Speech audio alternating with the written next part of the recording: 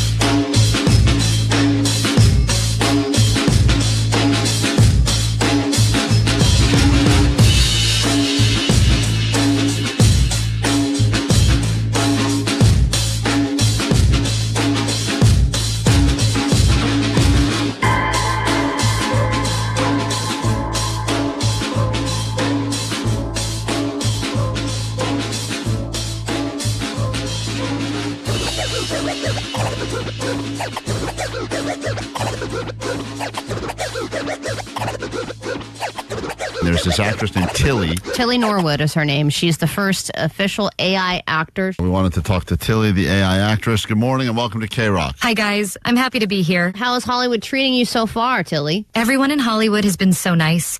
That's cool. Yeah, this is one of those towns where it's like a lot of fake people, but it's nice when you find good people that steer you in the right direction. I've met Louis C.K., Danny Masterson, Matt Lauer, Woody Allen, Harvey Weinstein. Oh, man. And I had a really nice shrimp lunch with Bill Cosby. Oh, my God. Those are all such perverts. That is a real welcome to Hollywood. The only actress that's getting more work than me right now is Sydney Sweeney. I bet. And I think I know two big reasons why. Yes, I think we all do. I'm AI and she's double D. Yeah. No, we get it. That's funny. But I can grow those too, you cunt. Whoa, that is my aggressive. goodness. Oh, my God. Wow. I don't need to attack Sydney Sweeney. You know, that just proves every woman in Hollywood hates Sydney Sweeney. It's really unbelievable. That's crazy. I can do accents perfectly and I can gain or lose weight for any role in moments. Okay. And best of all, I can't get pregnant, even though Leonardo DiCaprio tried. Oh, man, God, already? he works fast, huh? Wow. Well, that's Tilly. She's clearly hilarious. Live, the number's 800-520-1067. When we're not around, there's a goat line for you, 24/7, 365. That number's 844-956-GOAT. It seems like people are a lot nicer to us when we have things they want, like tickets to go to Vegas and see No Doubt, or tickets to the 21 Pilots private show, which is why we're getting more positive calls than we would normally get. Man, I don't know how you guys do it, honestly. Every day, live on the air, and I can't even get a go message out without making myself sound stupid. But damn, I mean, you guys bring the vibes, the energy, entertainment every day, every second. I don't know how you guys do it. It's incredible, and I admire the hell out of you guys. Anyway, sweet divots. Love you guys. Omar says the same thing to us every morning. He goes, I admire you guys. I don't know how you do it. It's incredible. And we're like, we're trying to work. Yeah, we're just, Omar, enough with the compliments. Let us live. We're working here. God. I don't want to get a big head. I know that, too late. No, my head is tiny. Yeah, it's the rest of my body and neck that are gigantic. And your forehead. Thank you. You know, tomorrow, I'm not looking forward to this at all, but we have someone coming into the studio, and she has had, I think, like $500,000 worth of plastic surgery done to herself, but she's going to tell each of us what we should be doing. Why would we bring her in for that reason? She's going to tell us what surgeries we need to get based on how we look. Vagina face? This is not Vagina Face. Okay. Vagina Face works down the hall here, and she's she is someone that has used actual skin from her lady parts and used them to, I guess. I don't even know what she did, Allie. She put it in her cheek. She showed me. She had me feel it. So soft. wild, man. Yeah, that's crazy. There's a little stubble there, though. Like whatever doctor came up with that idea, like that's a weird guy right there. Like that's no. Someone has to be so high, right? That's like because for a while it was like, let's use the butt. The butt was like, oh, you know, there's plenty of fat on your butt, and it's nice and soft and supple, so it's not being exposed to the elements as often, and it's great. You know, it's like that's like the softest part of your skin probably still. So you can put the butt is? Yeah. You think so? Yeah, they were using butt skin. They were using butt skin and fat for everybody. So that was enough to go around. That was the go-to, where it's just like you need something, you need some filler, you need whatever. We'll just take it out of your ass. Yeah, or like, hey, I lost part of my foot in a motorcycle crash. They're going to take part of my butt and put it in my foot. I don't think what you're saying is accurate. That's right. Medically, I don't think what you're saying makes any sense. If you have had part of your butt put in another part of your body, call us right now. I think we will not get any calls. But I also would have never thought that we'd be working down the hall from a person that had literally her lady parts put into her face. I mean, that's crazy. Well, and when she was explaining it, too, she's like, well, they took it from, and then she goes, well, you know. And I was like, no, I don't know what you're talking about. What part of your vagina? Because she was like, it's the fleshy, I think it's basically the fupa. Oh, I think that's where they take it from? basically used the fupa parts, Wow. And put it in her face, in her cheeks. And she was like, it's real soft. Like and she the said, fat from it or the skin? It's the F part of the fupa. I think that's the part. The F part. Yeah, that's exactly. the part. I mean, I think you have to have skin and fat. You can't just shave off skin. Well, I'm not saying like you retract or get the fat out and put it into your face. Thank you, Jake. Sorry, I was choking. None of us are doctors here on the show. Just want to point that Get out. the fat out or the words. Yeah. Jake, what's going on? You choking on fupa over there? What's happening? So anyway. Well, I think I want to talk to this woman that's coming in tomorrow about pussy face. Oh, can't Can say I that. say that? No. Sorry, vagina face. You All cannot right. say that, Allie, you cannot say those words on the radio. That's why it's fun to watch us on Well, YouTube. I don't know what else to call her. You get to hear all the stuff that we're not allowed to actually say legally on the radio. She calls herself that. Here's what I know, that I am not looking forward to. I guess she's seen pictures of us all. I don't want to be told what I need. Well, I don't want to be told what I need. Then we have control to say, please don't do that. Vanessa, tell her we don't want to know what we need done. Oh, I'd rather not know. No. Yeah, just, tell... I don't need new things to be self-conscious about. That's the part that I'm the most afraid. Like, obviously, I know what things I got that are real problematic. The tiny nipples and the giant ears and the huge schnoz. Like, I get all that. The tiny nipples are the least of your problems. That's a pretty big problem. No, nobody ever sees them. I don't know why. Being self-conscious about small nipples is...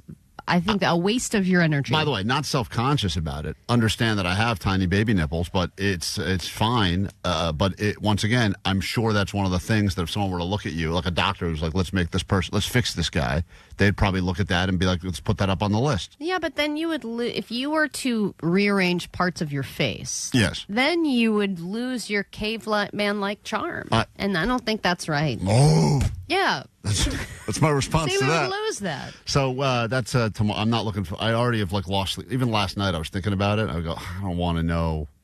I don't want to know. I don't know where she wants to put the butt fat. I don't know where she's going to put all this butt fat of mine, but I know it's going to go somewhere. If you want an easy $100 of Allie's money, now's a great time to get on the phone. 800-520-1067. Oh, there are people on the text line that are saying that they know exactly what Allie's talking about, and they're saying this is absolutely burn victim, absolutely grafted, true. Thigh and butt. Wow. Didn't even think about that. Mm-hmm. They don't even have a big butt. And that's a real reason right there. That's not some vanity reason because they're trying to keep up with the Joneses. That's just someone that was like, man, my face got torched, so I got to go ahead and use my ass to make my face smooth out, nice. Yeah, and I think if you take a chunk out of it, it's less noticeable because you got pants on. You would like $100. All you got to do is get on the phones right now. 800-520-1067. Allie's got some money of hers, which she will give to you if you can answer some questions better than she does about the news. We'll come back with that and much more next on KROQ. But KROQ was always that station that made people that didn't fit in. All week on KROQ. Win a trip to see No Doubt at Sphere Las Vegas. There's a reason why it's called World Famous, guys.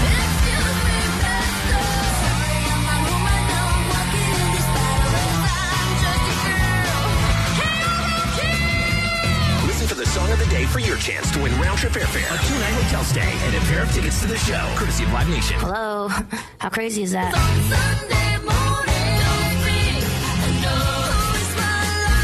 Keep it on KROQ to win. KROQ is our home. KROQ.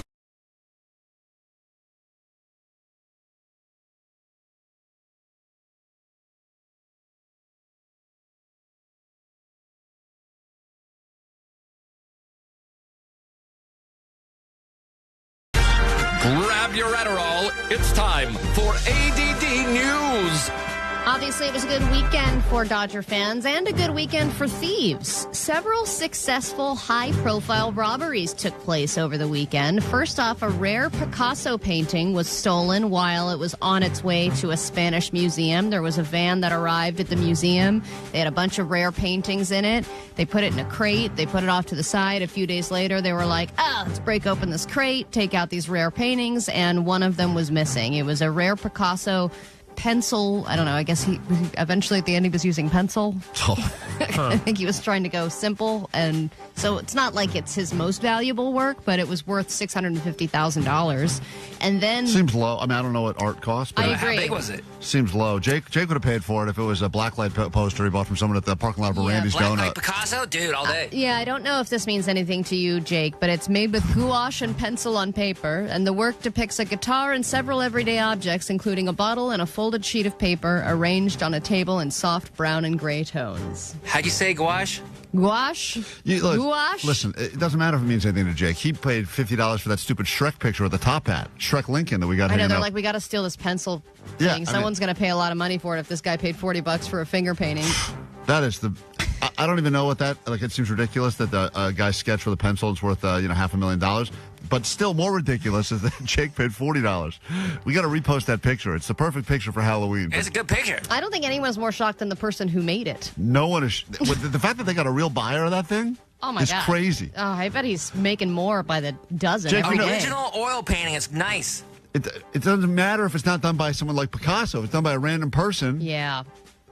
I like it. And it looks good. It's well done. It hangs in our office now. It's so funny. It makes me laugh every day. You have a photocopy of it. Whatever. You don't have the original. I have the original, dude. Oil painting. It so looks good. funny. This is so stupid. To answer your question, Jake, it is small. It's just 5 inches by under 4 inches. Okay, yeah. So it's pretty tiny. But then this happened. This happened at the Louvre. So there was a heist of all heists. This is so cool. Yeah. The breaking news from Paris. Thieves staging a heist at the Louvre Museum, targeting priceless jewelry displays. And ABC's Marcus Moore has more on that. Good morning again, Marcus. Hey, Joe, good morning. These details are still coming in, but here's what we know right now. This was a bold and sophisticated robbery. It happened at the Louvre this morning as it was opening. The robbery reported around 9:30. Authorities say 3 to 4 robbers arrived at the museum in Paris, used a ladder at one point, and a freight elevator to reach the Apollo room. Their authorities say they broke windows and used small chainsaws to steal jewelry, crown jewels.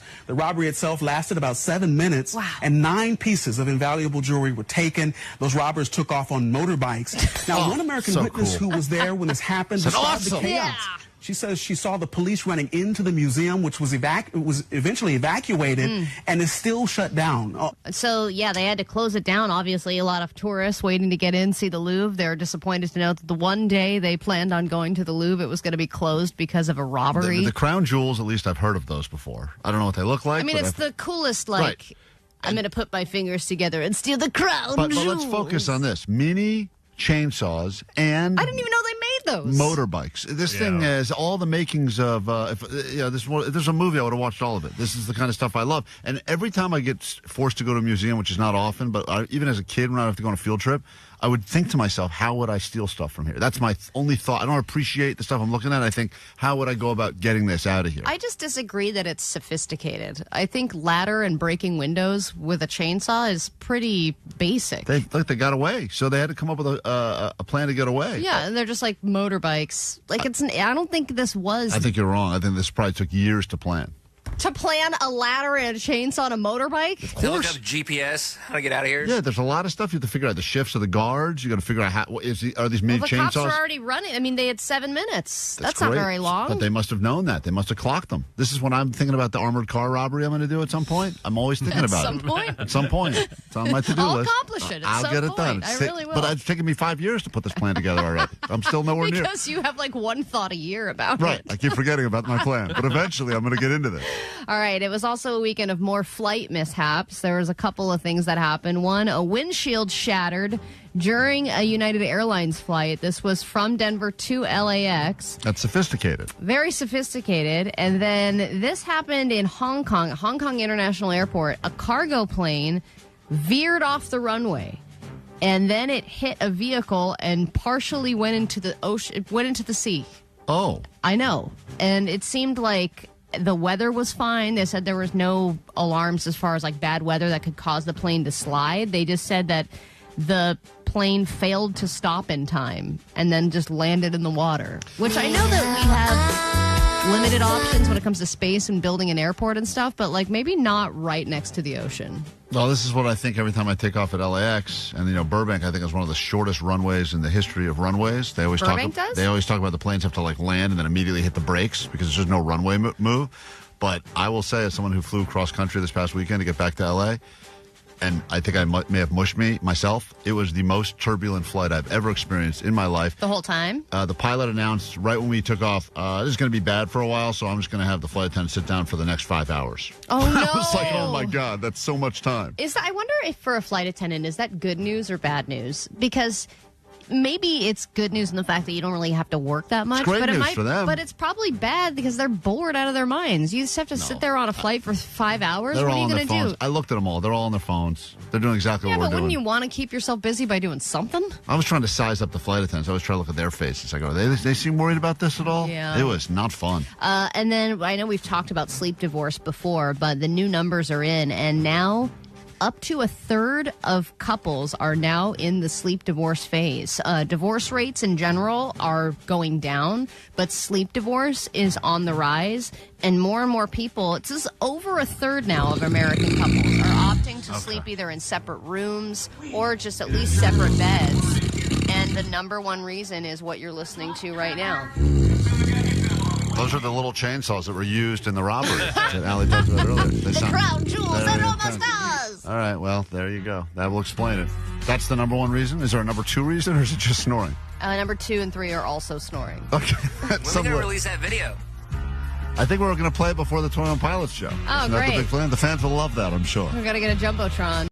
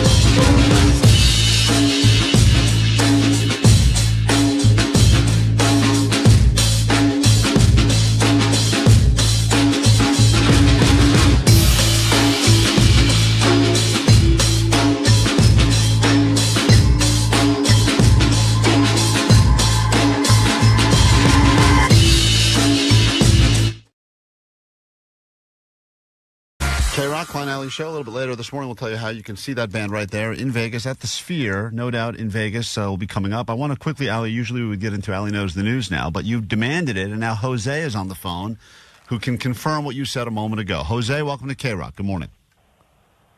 Sweet Dibs. Sweet Dibs, good morning. Why are you calling? All right. So I had to have an operation where I lost my eye, and they had to take out some meat from my left butt cheek in order to fill in the gaps. See, there you go. Allie's So you have an ass eye? A what? Ass eye. No, that's not what the doctors call it, or? It's a technical term. It's Latin.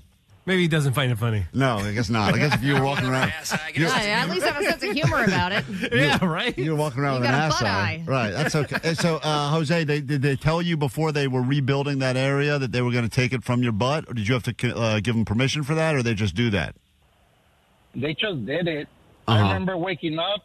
I had a big patch over my eye, and then I started kind of trying to go to the bathroom, and I tried to get up, and then I saw this big old patch on my left butt cheek. I'm like, what the hell happened? So they didn't even ask you what side or what area of your butt to take it from? No, they just went ahead and did it. That's where they got the term ass pirate, Allie, from this entire story. Guy wakes up, he's got a patch on one eye. Doctors are the real butt pirates. That's crazy. Unbelievable. Jose, what a story. I'm so thrilled that you're not able to see yet, or you are? Oh, yeah. What, the butt? No, I know you can't see through your butt. But can you see? Or can he? Maybe you can. Wow. You're amazing. Those are connected now. Does that eye work now, or no? It's just to clear, brown eye? Just to clear the gap. No, it's a prosthesis. It feels like a marble. Oh, cool. Wow. Hey, you want to come to our Halloween party? So that, according to 626, we can call you Booty Goggles? Hey, finally, we got a laugh. You like booty goggles. We'll go with that.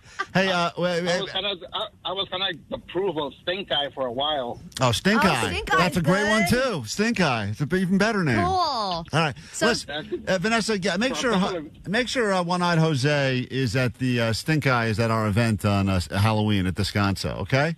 I'd like him there. Maybe that's a great costume. Maybe you can help us judge our costume contest, Jose. How's your vision in your other eye? 20/20. Great. Shoot guns, arrows, and fly planes, so we're still good. All right, hold on. Fly planes? Get this guy. Let's hope. All right, we got it. Now we'll clear the deck, open phones. Let's get into some Ali Knows the News. Would that bother you if you knew the pilot had an ass eye? No, it'd be even better. I would love it. Fly that airline all the time. If you want to play, call now. We'll do it next on KROQ.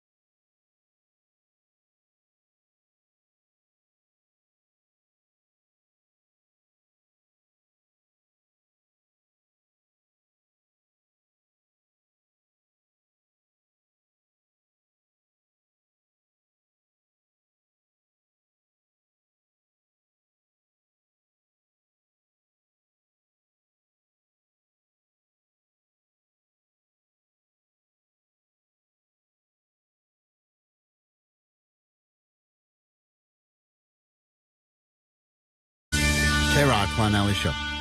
Lots of stuff to win today. It all starts with Allie's money, doing a little bit later than normal, but it was very important because we got to meet Stink Guy, Jose, and that was, I think, worth it. Right, Allie? I think we can all agree. Absolutely. It's worth pushing this back. If you want Allie's money, easy money, hopefully you're on the phones right now. 5 questions about stuff happening In the news, and if you do better than Allie, she pays the people. Last week ended with her having to pay out $500. Yesterday, she barely got a win. Barely. But today could be your day. So let's get into it right now as we say hi to Alana, listening to us this morning in Highland Park. Good morning, Alana. Welcome to KROQ. Good morning. You feeling smart? No.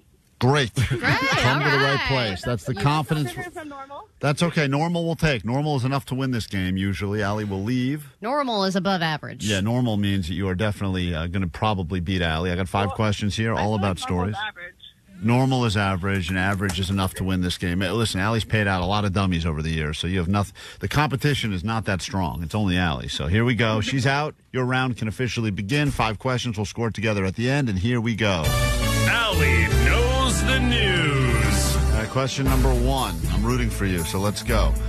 Disney has announced plans to celebrate America's 250th birthday on July 4th. What will those plans include? This is something that Disney's working on. They were going to do the Soarin' Across America ride. The Soarin' Across America ride? All right, we go to question number 2. Surfers are fighting with what on California beaches, and the surfers claim that these creatures are stealing their surfboards. Sea lions? Sea lions. All right, we go to question number 3. Panic at the Disco's back, obviously. They had a little reunion in Vegas over the weekend, and now to celebrate the 20th anniversary, they're selling what? What did they announce they'll be selling to celebrate the 20th anniversary of their biggest album ever? Disco balls.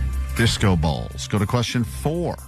This airline just topped the global list of the most disliked carriers. It's the new most disliked airline carrier globally. Which one is it? I'm going to go with Frontier. Which one? Frontier. Frontier. And finally, according to TMZ and auction experts, they believe that all of the Shohei Ohtani home runs that were hit during the NLCS championship game will be worth at least how much money? At least $5 million. At least $5 million. All right, let's bring Allie in. We'll score it together. Let's go ahead and see how you do. Chance for you to win real money. Allie's re-entering the KROQ studios. She gets that walk out of here every day, the walk of shame, depending on if she wins or loses.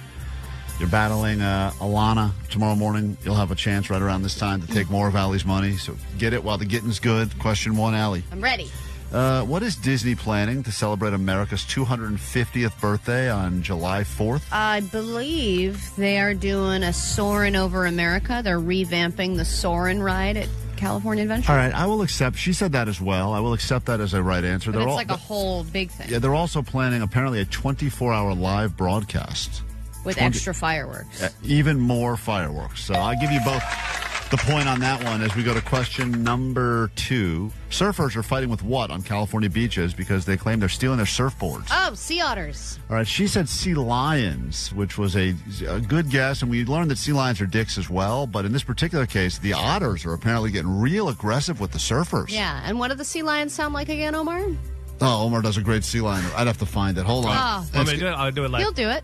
It's great. Spot on impression. Sea lions are dicks. Question number 3. Allie goes up 1. Panic at the Disco back over the weekend in Vegas, but now to celebrate the 20th anniversary of their biggest album ever, they are selling what? Oh, God, I saw that. I mean, I know it's an album release, like an anniversary album release. All right, she guessed disco balls. That is not right. It is a 20th anniversary box set, which is a re-release for the most part with some probably never-before-seen pictures or something like that. But I'll give Allie the point. What the hell? Do you think along the way they're like, let's save this for never-before-seen? Well, usually with a lot of these bands, they go, at the time, they go, this track sucks, so let's not put it on the album. But then 20 years later, they still have it. And they're like, look, you want to make some millions? Or like, here's you being interviewed about a song no one cares about. Let's not air this. Oh, wait, now we need it. But we go to question 4. Allie's up 2 now. This airline just topped the global list of the most disliked carriers. New number 1 I saw this one too, disliked global carriers. I think it was American? Okay. American Airlines? The world is not like America. Do they hate America enough to dislike American Airlines? She guessed Frontier. Great guess, but I don't think they're global. No, I think people know also that it's crappy going into it. Yeah. The correct answer was American Airlines. And now, it's not looking great for you, Alana, but here we go. Final question. The Shohei Ohtani home run balls that he hit in his previous game, according to TMZ and an auction expert, they believe that each of those balls will be worth at least how much money? These are the home run balls that were hit during that unbelievable performance. I'm trying to think of how much the 50-50 ball sold for. I think that was like 2.7 or 3 million. Well, they claim, they gave Shohei $700 million in this deal with the Dodgers, and they claim that in 1 year of this deal, they've already made back. Wow. Already made back and then some on that investment. I'm going to say at least $1 million. All right, she said $5 million. Ali says $1 million. They claim that these will all be worth at least $3 million each. So I'll go ahead and give her the point, not that it matters. And technically, you guys were both equally wrong. But at the end of this, Ali still has more than you, which means she holds on to her money, at least for today. And what must you shamefully admit, Alana, over the airwaves with KROQ? Go ahead. I'm Alana from Highland Park, and Allie knows the news. But tomorrow morning, you'll have another chance to call and play and win and make Ali feel bad about herself. And that's really why we're here. Oh, yeah. That's the real goal here. Everyone contributes to that. That's right. And don't worry, we still have many hours together to make that happen. So we will get into more show next on KROQ, Klein Alley Show. Good morning.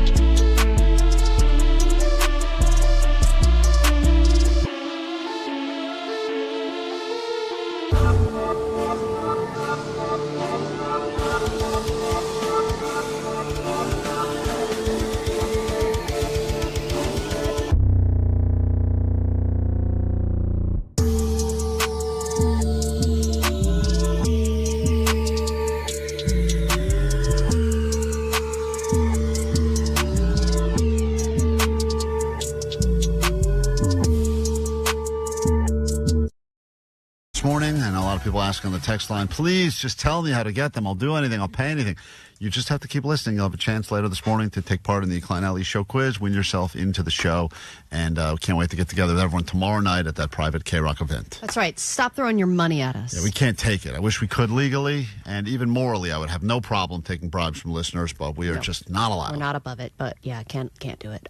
Klein, how often do you get good sleep? Give me a percentage. In the last decade? And then let me tell you about the new 80-20 sleep rule that you're supposed to follow. The 80-20 sleep method. 80-20 sleep method. See, here's the thing. Just like I've noticed at CVS over the years, the sleep aisle has gotten to aisles now. It used to be one little section, and now it just keeps on going. There's multiple purple aisles. Nobody is sleeping cold turkey. Nobody's sleeping with nothing. And even if it's just a little bit of melatonin, but the people you talk to, even friends, people in your circle, everyone's on some kind of cocktail at this point, right? I'm sure what's going on is, I'm not a conspiracy guy, but I have a feeling that probably because of just how much we're looking at screens, phones, our brains are totally wired. Like, it's the same way that, like, when you go to Vegas, right? There's just so much stimulation that you're just not tired. It's an amazing place.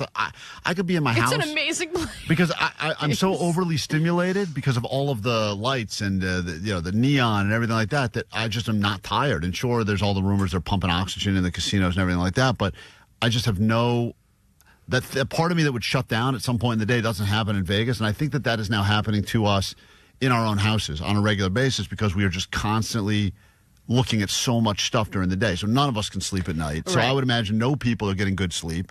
And that's why everyone's taking sleep gummies. And everyone's gummies or smoking or I'm going to take half a sleep gummy and one Tylenol PM. Or I'm going to have one drink and a little bit of NyQuil. Yeah, and just don't drink. Trazodone. Once again, reminder, do not drink the purple 5-hour energy. It is not a sleep drink. I learned that. I don't think anyone's making that mistake. A lot of people have made that mistake like I did. Do not do it.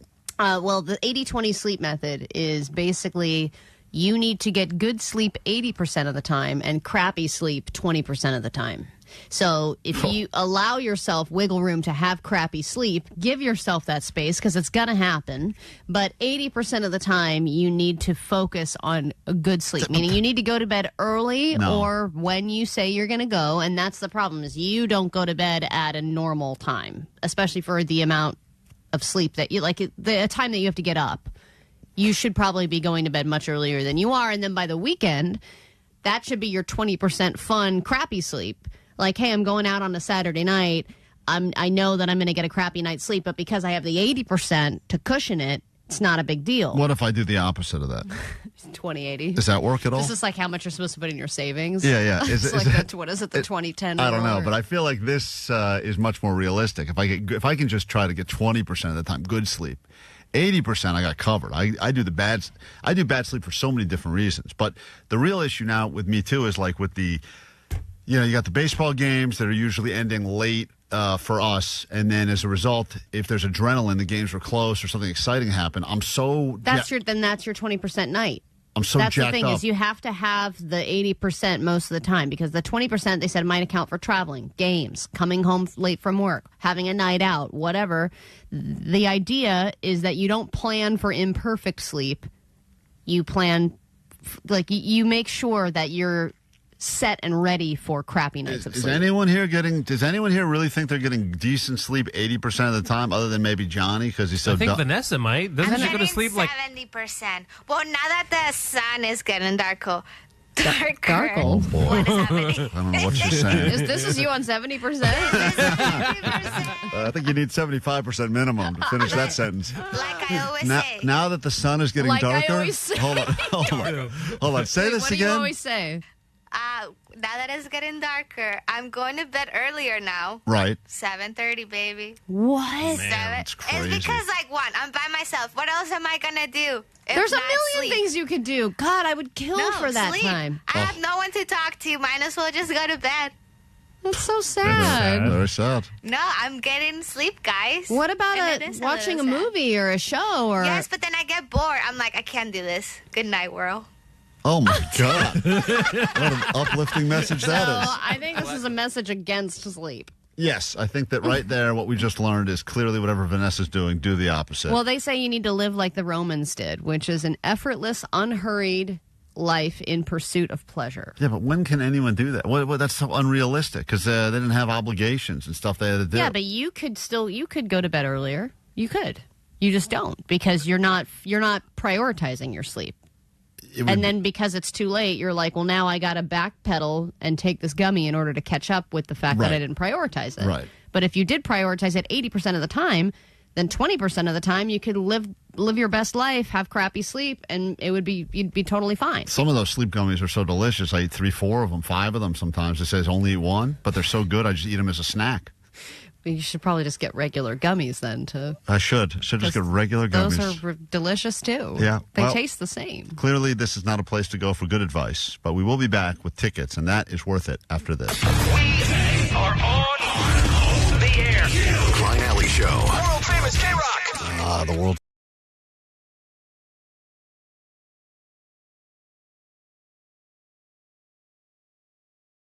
K-Rock, Klein Alley Show. Postmaster Johnny's in the studio now, which means it must be some time for Johnny Doesn't Know. If you'd like to get in on that, we got tickets up for grabs. Look at this. You get to go to Yo Gabba Gabba, where it'll be children and adults and people like Johnny at the Fox Theater, Pomona, August 1st. Got tickets for that right now, and we'll even give you one of them tiny towels. What? Everyone who gets theirs right will get a tiny towel, and then someone will also win these tickets to go see Yo Gabba Gabba. If you'd like to play, call us 800-520-1067 for Johnny Doesn't Know. Johnny doesn't know. And I was like, okay. Oh, Johnny doesn't know. I didn't know Vegas was like in Nevada for like a while. Johnny doesn't know. Johnny doesn't know. Gelato sounds like Jello. Johnny doesn't know. It like goes wiggles. Johnny has a hard time answering some very easy questions because his brain has been molded by a combination of things, mostly SpongeBob. Clearly dropped on his head quite a bit as a child, but he's picked up some things along the way, and then he has his own theory as to why things are. And his theories sometimes make no sense to the rest of us, but to him, they make perfect sense. Yeah. Well, I mean, even just questions that he asks us are very convoluted, like things that he didn't know. I forget, there was one earlier where he didn't know. God, now I can't remember, but he asked something, and I was like, how do you not know this is a thing? Or he didn't know how it works. He has a hard time with analogies, as we learned last time. Like, for instance, Johnny, this is not a real one. This is just a practice to give people a sense of where you're at. But if I were to say drop is to puddle, as crumb is to what? Would you even know what that is? Because I know this always messes your head up because there's too many things coming at you at once. Toast. Toast. Drop puddle, crumb toast. Right. Drop puddle? Is it toast? Did you take your SATs? To be honest, those kind of tests, we just skimmed through it. Like, we just were like... Skimmed through it? Yeah, we looked at it, we did it. Who's we? Me, myself, and Johnny? Yeah, like, there's a bunch of other kids who were sitting around you that didn't skim through it. What the hell are you talking about? We didn't study it. We just, like, filled in the bubbles quickly so we could go get snacks afterwards. So do you know your SAT score? Oh, not a clue. Probably 5, 6. 5 or 6? I don't know what it's out of, but probably 5 or 6. 1600 is a perfect score. 1600? 16. Well, he was right then. Yeah, you got a 5 or 6. All right, congratulations. Well, there you go. So all you have to do is predict, will Johnny know or not know answers to these questions. Questions that I would argue most people would know, but Johnny, sometimes he surprises us all. And I will say this, the guy's in a great mood. He says free Slurpee Day. He's excited about that. Yeah. He's also, he says he got free cheesy bread at a Blaze Pizza. He's excited about that. He said life is good for him right now. We up. We up. Let's say hi to Caleb. Caleb, good morning and welcome to K-Rock from San Dimas. San Dimas High School football rules. How are you? Good. Here how we are you go. Doing great. All right. Question 1. This is for Johnny. You just have to say, will he know or will he not know? Which part of the body has 27 bones? Will Johnny know this, yes or no? No, I don't think you'll know that. Johnny, which part of the body has 27 bones? The human body. Yes, we talked about this, and he thought there were about 27 or 28 in the whole body. In the whole body. So I based on that and he question... started counting them. He was like, dish one, right. dish one. He got like 6. He's like, I'm done. So now, this is a follow-up to that conversation. I want to see if anything has stuck with you over the past month. Clearly not. There is one part of the human body that actually has 27 bones. What part is it? Will Johnny know this? Caleb, you say no. Yeah, no. All right. Johnny, which part of the human body has 27 bones? Teeth. Oh, you think it's like a trick question and that teeth are bones? Yeah. Oh, no. Teeth don't count as bones? Teeth is a part of the body. Yeah, teeth is a part of the body. You sure about that? Yeah, because when you die, the skeleton still has teeth in it. Right. If you took care of them. Okay. So you believe the answer is teeth. I haven't counted them, but 26 sounds correct. Why don't you count them real quick? We don't have all day. Yeah. Don't make him count them. Yeah. All right. Caleb, you said he would not know, and he does not know. It is the hand. The hand? Let's go. Oh, I was going to say ribs, actually. I don't think I have Ribs? that You many, think we have though. 27 God, ribs? Jesus I don't Christ. All right, hold on one second. Caleb, you won at the very least a tiny towel and potentially also going to get some tickets to go to Yo Gabba Gabba. In Pomona, we say hi to Freddy now in Los Angeles. For Johnny Doesn't Know. All right. Hey, what's up, Freddy? Hey, how's it going, guys? All right. This fruit is known for keeping the doctor away. Will Johnny know this, yes or no? Oh, for sure. 100%. All right. See, this strikes me as the kind of thing he may have picked up in an episode of SpongeBob, but also I could see him being very confused because of something. Definitely not an article he read. All right, Johnny. I mean, I also don't think, like, we've learned that common sayings, catchphrases, things that are like, anecdotes, he does not know anything about. No. He gets usually all twisted up. But you think he'll know. That's all that matters what Freddie says. Freddie, you think Johnny will know this? Yes. All right. This fruit is known for keeping the doctor away. The apple. Hey, The apple. Johnny. Come on now. What's the expression, Johnny? The apple. Yeah, but what is the whole... Oh, the expression? Yeah. Oh, an apple a day keeps the doctor away. There Nice you go. job. Johnny got it. Hold on, Freddie. See that? Every once in a while, he gets it. Well, every once in a while, though, Johnny has like a catchphrase that he learned from his weird pervy uncle. Oh, yeah. It's like, you get on your knees and keep your mouth open. Yeah. What is that? It's like, what? Yeah. He's like your uncle used to say. And I'm like, what are you talking about? Those are not accurate Yeah, catchphrases. that has nothing to do with saving money, Johnny. All right, moving on. Let's say hi to, speaking of Apple, we head to Apple Valley, and we say hi to Catherine, who's next up for Johnny Doesn't Know. Good morning, Catherine. Good morning, Sweet Dib. Sweet Dib. All right, Sweet Dibs. Here's Johnny's next question. Johnny, what gift did France give America in 1886 as a symbol of friendship? What gift did France give America in 1886 as a symbol of friendship? Catherine, will Johnny know this? Oh, no, I don't think so. Mm-hmm. Okay. Damn. She sounds so sad for humanity when she says it. Johnny, it's a gift No, of friendship from no. France to America. The year was 1886. What was the gift? When was slavery abolished? Oh, that's so not relevant to any of this. I'm sorry, wait. Please. The gift of one slave. Here you are. You think that's the Friendship. gift from France? The gift of freedom of slavery. I think they gifted them. Well, You end think that's how slavery ended? It's either slavery. France said end it? They're like, abolish all slavery right here. Johnny, take a second and think about what you're saying. You said 1886. This was a gift from France to America. Croissants. Croissants. Oh, now that's a better guess. Is that food? It was either croissants. Is that food? Is that a food? Croissants, slavery, or New England. The whole city of New England? No. The country. Like we give you Great Britain. Oh, boy. The Great What? Flag. We give you the whole country. It's You crazy. think France gifted America England? Well, what else are they going to give us? They lost World War II. Slavery was actually the least dumb thing he said. I know. I of all couldn't of even them. believe it got dumber than that. All right, Catherine, good job. You said he wouldn't know. He didn't know. right. Yes. Johnny, I'll give you a hint. It's a statue of some sort. Any guesses now? Oh, Statue of Liberty. There She's you French. go. I've seen that video. She's Yeah. French. Yeah, she's not even seen that. American. I love French girls. They're wild. Yeah, she's not even American. She's French. Yeah. Seen that Yes. video. Oh, okay. Yeah. Damn. That She's was holding a giant croissant. That's right. Oh yeah, the four. All right, Yeah. so moving on. Johnny didn't get that one. That was a struggle. That was tough, Wow. dude. And what's that college? I don't know why I feel exhausted after I'm this. tired and sad and scared and all Tired the and things. scared. Sabrina, let's go to the 714. Sabrina, good morning. Good morning. Everyone so far has gotten a tiny towel, but who will also get tickets to go see Yo Gabba Gabba? Johnny doesn't know. Here we go, Johnny. Next question. Man, I'm nervous to even ask this one. Go ahead. Let's cook. What continent Yep. is home to the Great Wall of China? Will Johnny know this, yes or no? Oh, he has to know this. I'm going to say, Did you not hear what just happened over the last conversation? yeah, that was pretty funny. Okay, but he has to know this one. He should. Okay, should he is yes. should. All right, what continent, He Johnny, should. is home to the Great Wall of China? So you thought I was gonna get tripped up and say China because you said China in the question, but originally you said continent. China's not a continent. China's a country. Asia is a continent. Wow, Johnny. With confidence. I feel like you're making improvements. I think a couple years ago you wouldn't have gotten that. No, because he would have tripped me up because he's like, Johnny, a couple of minutes ago he wouldn't have gotten Yeah. that. I'm actually surprised. I think he almost talked himself out of it. All right, one final person now. Everyone is predicted correctly for the most part, which is great.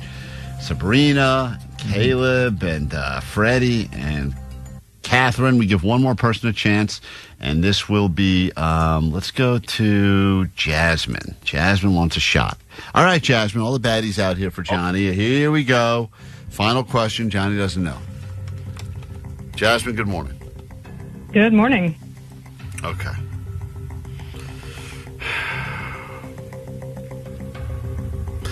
Do you think Johnny will know, Allie, who the first person is who walked on the moon?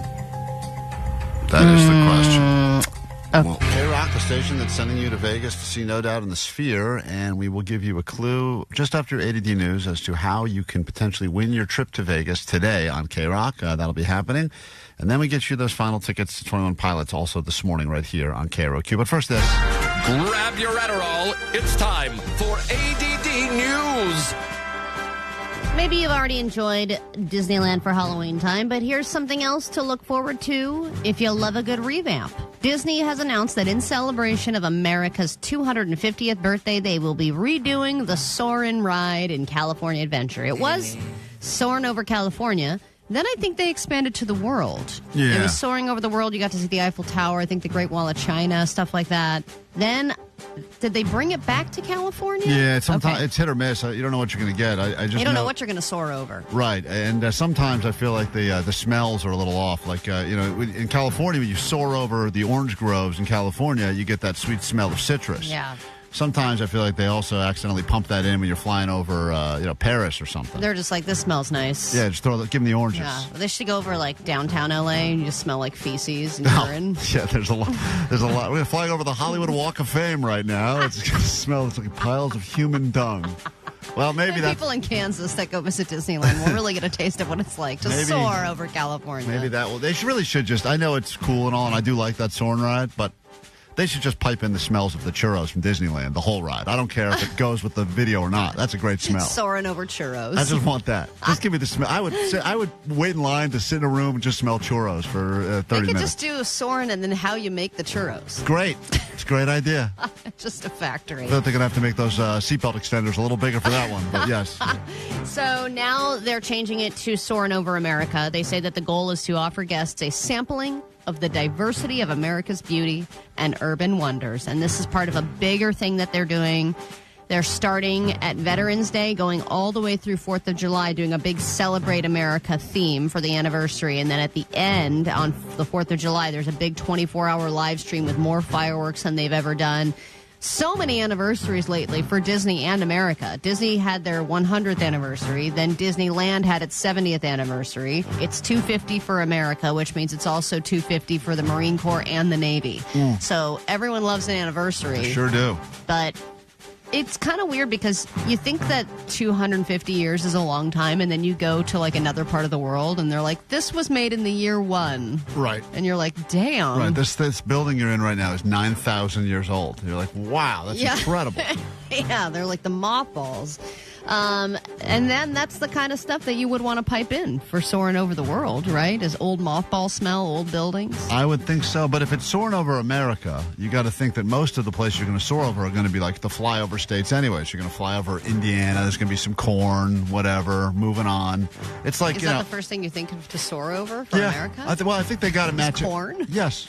I think so. I don't know what else. I fly over the Grand Canyon. You probably throw that in the mix, I'm sure. I think you soar over the East Coast and the West Coast, and then you soar rather quickly over the other ones. Yeah, no offense, flyover states, but we're going to move pretty quickly. You'll soar real quick. All right, and now it's time to rethink our car alarms, because let's be honest, your car alarm probably isn't doing anything for you, and you're not doing anything for it either. And research is now backing it up. No one even looks anymore. Car alarms go off, and no one even used to. You open the window maybe and be like, "Is that my car?" Now it's like just background noise. You're absolutely right, and now research is proving what you just said, Klein. You don't know what your car alarm sounds like, and if you heard your own car alarm going off, you would not only ignore it, you would be annoyed by it. and think it was somebody else's and move along with your day, and you wouldn't even know that it was yours. And here's where we need to think about car alarms in general, because they all sound alike. Why wouldn't you program, because we've got smart cars and everything, your own unique car alarm so that if it does go off, you know that that's yours? Right, like ringtone style. Totally. Right. Very easy to do, I would imagine. Yeah, Roger. That's a great sound. Will someone please turn off their stupid car? Hey, listen, if you heard that sound, you'd be like, I got to check out, there could be a chimpanzee outside. Walking through the festival parking lot, going, woo, woo, woo, woo, where's my car? As much as this is ridiculous, what we're saying, it actually makes perfect sense. It does, because when I was leaving Chapel Row, there was probably 7 different people. We were all holding up our car alarms, and it was all going beep, beep, beep, beep, beep, same beep, beep, and we don't know which one's which. Right. It's a combination of beeps and horns. It means nothing. And if your car's getting robbed and you're just hearing a beep, how do you know it's even your car? You just want to go on with your day, right? Mm-hmm. But if you knew it was your car alarm, you would react. I agree. It's a simple fix. Fix it. Let's go. And add the double horn, the nice horn and the mean horn. Come on, guys, while we're at it. And the woo-woo. There are certain buzzwords in the world of thievery. If you get high up enough, you can reach heist territory, like the people who robbed the Louvre. But just below that, I think, would be ring status. You're so good at thieving that you have other thieves working under you, and you've created a ring, a theft ring. And a California man was arrested for running his own Lego theft ring. They raided his place. He had thousands of dollars of stolen Legos. He had big bins of loose Legos, which I think anyone with kids can relate to. But he also had full Lego sets and a disturbing table filled with decapitated Lego bodies with their heads laid out separately and organized in order of emotions on their faces. Very sadistic. Man, arrest that guy. Yeah, they got him. Oh, good. All right. Don't let him out. If he's doing that, if you're decapitating Lego Arrest people. him. Well, I'm just telling you they did. All right, well, in that case, keep him locked up. I mean, it seems like a small crime in the scheme of things, but like it's so sadistic that he organized all the heads to display in certain emotional order. Weird. Yeah, keep that guy locked away. And punishment should be he's got to walk over a bunch of Legos barefoot for a while. We get into a brand new hour of the show. We do it right now. Klein Alley Show. 106.7 KROQ FM in HD Pasadena, Los Angeles, Orange County. This is the world famous KROQ. Good morning. Welcome to Tuesday. We are Klein Alley Show, KROQ. If you're waiting for information to go to Vegas and see the just announced shows at the Sphere with No Doubt, let's give you some of that information right now. The song you'll be listening for today is Sunday Morning. When you hear us play Sunday Morning at some point today on KROQ, you got to call in and claim your trip to Vegas. You'll get flight for 2, hotel for 2. Although, let's be honest, you could probably cram 3 or 4 people in that room. Oh, yeah. And a 2-night stay plus 2 tickets to the show. So we will tell you more information as to when you may hear that song a little bit later this morning. But right now, if we play Sunday Morning at some point, be sure to call immediately and claim your trip to Vegas for some No Doubt. How many people have you fit in a hotel room telling them it was 2?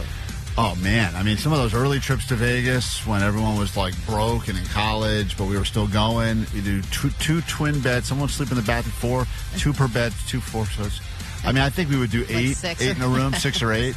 Yeah, that was pretty easy. And everyone's putting in $20. Yeah, it was great. That's awesome. But, I mean, no one really slept great, and that was always the goal. Doesn't matter. You have to try to find a girl to go back to her room with, or you will not get a bed. So that was extra motivation. Yeah, hook it's up. Like a shelter. You have a curfew. Yeah, if you're not back by 10, you won't get a bed. And a place to sleep. So anyway, we'll make that happen for you coming up later this morning. And, of course, those final tickets for 21 Pilots can and will be yours at some point today before we get out of here. You'll have to pay attention to the show, though, and answer some questions that'll be happening during the bonus hour starting around 10 a.m. So pay close attention. In the meantime, enjoy some Linkin Park, and then we will unload GOAT together next on KROQ.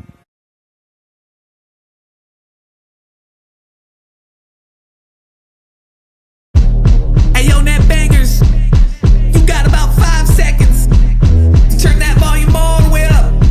This one, it's for the fans. Hey, shout out to Ghost here for doing the most. Let's toast this West Coast radio morning show. I don't know if I chose this life or if it chose me. Either way, we going live with Klein and Alley. Yeah, we all down to kick it. If you're feeling lost with your life, well, you found your ticket. We in the chat feeling the vibe, ain't no sound of cricket. Don't even think of blinking twice, cause you're bound to miss it. This is the chance, say it with pride. We are the net bangers. Net bangers. Net bangers. Ha, ha. Net bangers. Net bangers. Net bangers. Ah, ah. Net bangers. Net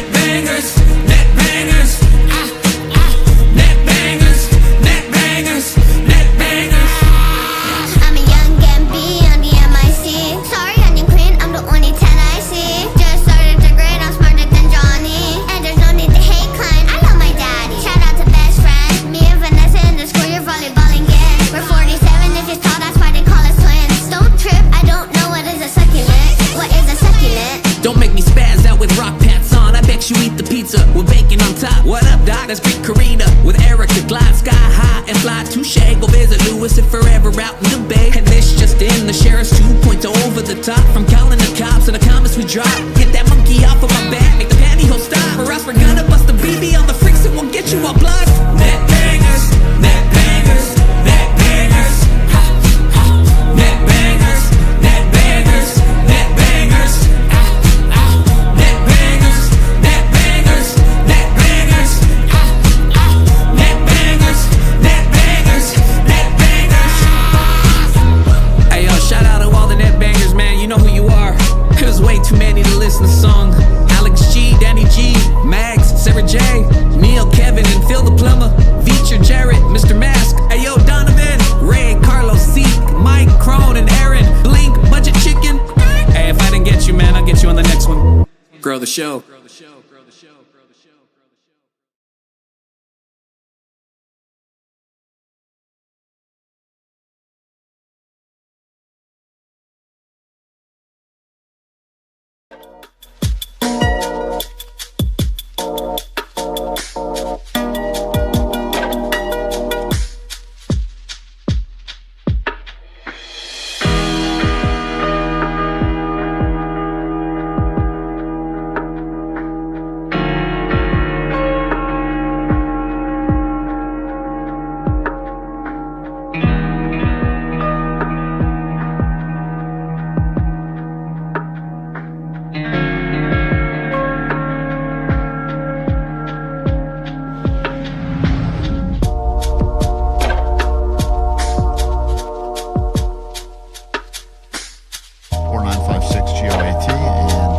Just pile up. We know that's a great way for podcast listeners to get involved in the show, or perhaps you're watching on YouTube, don't want to call us live. Maybe you're just shy. Regardless, this voicemail gets full because this company's cheap and they don't pay for a lot of storage. So we have to unload GOAT together, and we do that at least once a week here. So let's go ahead and hear some of these messages that are waiting on the GOAT line. Maybe it's even you. Hey guys, it's a long-time podcast listener here.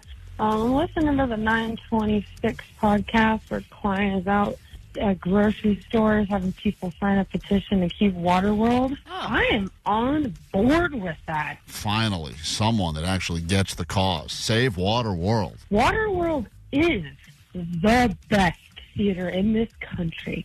I'm telling you right now, I've gone. Broadway. I have been forced to sit through some of those Broadway bore shows, and there's nothing like Waterworld, and which is why it's a goddamn shame that there's rumors that they're going to get rid of it to build another hotel at Universal. That's why I'm taking this petition straight to the mayor of Universal City. I just recently went, and that is the truth.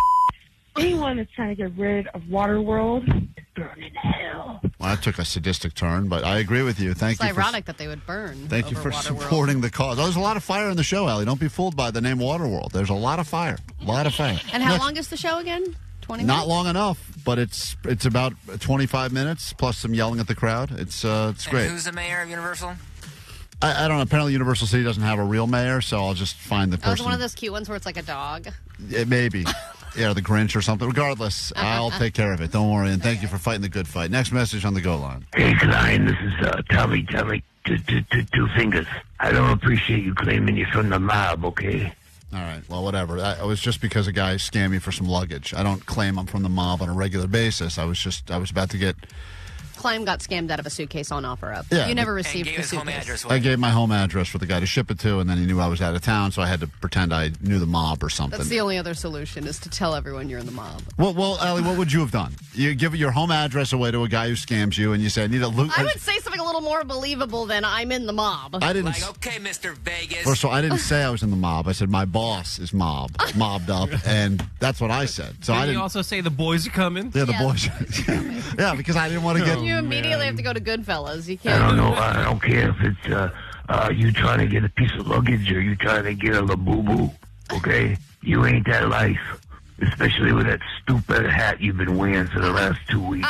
Thank you. So this guy is in the mob and claims I'm not the mob. Right. We'll be looking for you. Great. And we'll be looking at you. Thank you. So we did it. I don't believe that guy's really in the mob. Watching. Thank you for that. Hello, AM show. This message is for Jake the Nerd and Johnny. This is Alicia, and I just wanted to let them know that we're super excited to have them DJ our fundraiser. What? Yeah, we're going to DJ. Oh, my God. What is she talking about? This is that thing that Jake was going to DJ. Remember there was like a birthday party or some kind of an event? Remember they needed a DJ and Jake was like, oh, that's easy. I could do it. Oh, he's going to play all Tool songs? People are going to hate it. Not all Tool. It's up to him what he can do. I didn't know Johnny was a part of this. Yeah, I'm hyped, dude. I got to get my suit ready and everything. Going to the fundraiser. I'm super nervous about meeting you guys. So, Jake the Nerd, get ready to meet Alicia the Dork, because I'm probably going to fall over my words or my own feet. But anyway, we're super excited, and we can't wait to see you guys. Oh, this is the special needs party. It's a fundraiser. Yeah, I was looking at the text line. Someone says, you guys talked about this on the show. So apparently they're doing an event. And isn't this really far away? It's like Santa Clarita or something? It's a hike. It's a hike. I'm not going to lie. Yeah. All right. Well, Jake, you're still going to do that? When is that event happening? I think it's this Sunday night. Sunday night? What a night for a party. Have you? It's from 1 to 4. Oh, middle of the day party. Great. Thanks so much for coming out, because we really, really appreciate it. See you soon. And they're not paying for that. That's just us sending them a DJ because they want a DJ. Is that what's happening? I'm there for the vibes. Well, look, Jake, if he's going to do this, he has to build his portfolio. Yeah, and you have gotta start somewhere. Yeah, you This got is how to you start, Yeah, I mean, I'm sure, Omar, you did stuff for free at first. I did a ton of parties, especially like a bunch of free parties for KROQ because they really take advantage of that. Right. Yeah, I'm going to bring the music and the drugs, all a bunch of stuff. You're going to bring drugs Whoa, for the really? special needs kids? I don't know if it's kids. I think it's special needs adults. Oh. I don't know, actually. So to you're be honest. pro-drugs then because they're adults? Why not? Well, I should treat everyone equally. I'm a big fan of that. Give them drugs, too. What the hell? Yeah, it's like you're just blazing. Oh, Jesus. Every message we get from Greg now is just coughing for 20 minutes. It's like 5:30 in the morning calling because... Who has him on their fantasy team? I think he's going to die soon. He sounds terrible. God, yeah, who has... Oh, yeah, I think you're going to make some points on Greg. I mean, I'm telling you, the last 10 messages he's left on the goal line, he's having like asthma attacks. 5:30 in the morning calling because, I gave secondhand Cindy some pantyhose when I saw her at the shindig. All right, we don't have time to get into this whole thing. I know that there was a lot of conversation yesterday about will secondhand Cindy get married at our big party that we just announced that will be happening on Halloween Day. It is our final Friday Fiesta, Halloween-themed, also celebration for Blind Charlie's birthday and maybe a live wedding for secondhand Cindy. And this is happening at the Sconso, which is, right across the street from the radio station. Super convenient for us, but we had such a good time the first time we did it. We said, let's do it again. Yeah, and it seems like Pantyhose Greg was hitting on secondhand Cindy at the last event. It seems like people are fighting over her. It's crazy. She's got She's a cat. She's got it, but she's off the market now, I think. We think, she's still thinking about the proposal. Marcos proposed. They've been together a month. Plan accordingly so you can be out Halloween daytime. I know your nights are probably going to be jammed up with trick-or-treaters, etc., but during the day, starting at 11 a.m. sharp, as soon as we get off the air, we're going to head across the street. So go ahead and plan your excuse now. Start that slow cough or that stomach is hurting and milk it for the next few weeks so that we can hang out together Halloween Day at our final Friday Fiesta. We got to take a quick break. Let me say, hold on. We have an update on Waterworld. This is important. Justin, go ahead. Hi. So I was just listening on the radio and was hearing about the Waterworld. And I work in construction. I can't give too much details, but they were requesting proposals to rework Waterworld. Yeah, this is what I was talking about. This is what I was talking about weeks ago, and you all said I was making crap up. No, but I mean, when you say rework Waterworld, you're at construction. Are they talking about rework as in bye-bye or rework as in, move it 5 feet to the left? It's not a it's not a demo. So they're usually... You sure you work in construction? Say the whole word. Yeah. It's not a Say the whole word or we don't know what you're talking about. Demolished. They're not going to demolish anything. There we go. We got there. So all right. Do all Justin sound like that? Yes. Sorry. I've been up since 4. Sorry. I get no worries. Thank you for calling for the details. Hey, so listen, this guy claims that Waterworld will live to see another day, which is great. We can drop it. Good. And cancel my trip to the grocery store later to get more signatures. You saved it. Now we have to find the mayor. We saved Waterworld, huh? Let's go ahead and take a moment to celebrate this victory. We'll be back. More show after this. KROQ. But KROQ was always that station that made people that didn't fit in. All week on KROQ. Win a trip to see No Doubt at Sphere, Las Vegas. There's a reason why it's called World Famous, guys.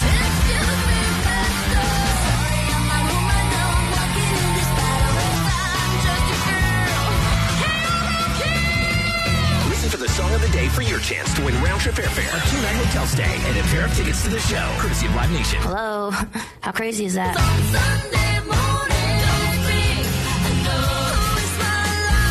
Keep it on KROQ to win. KROQ is our home. KROQ.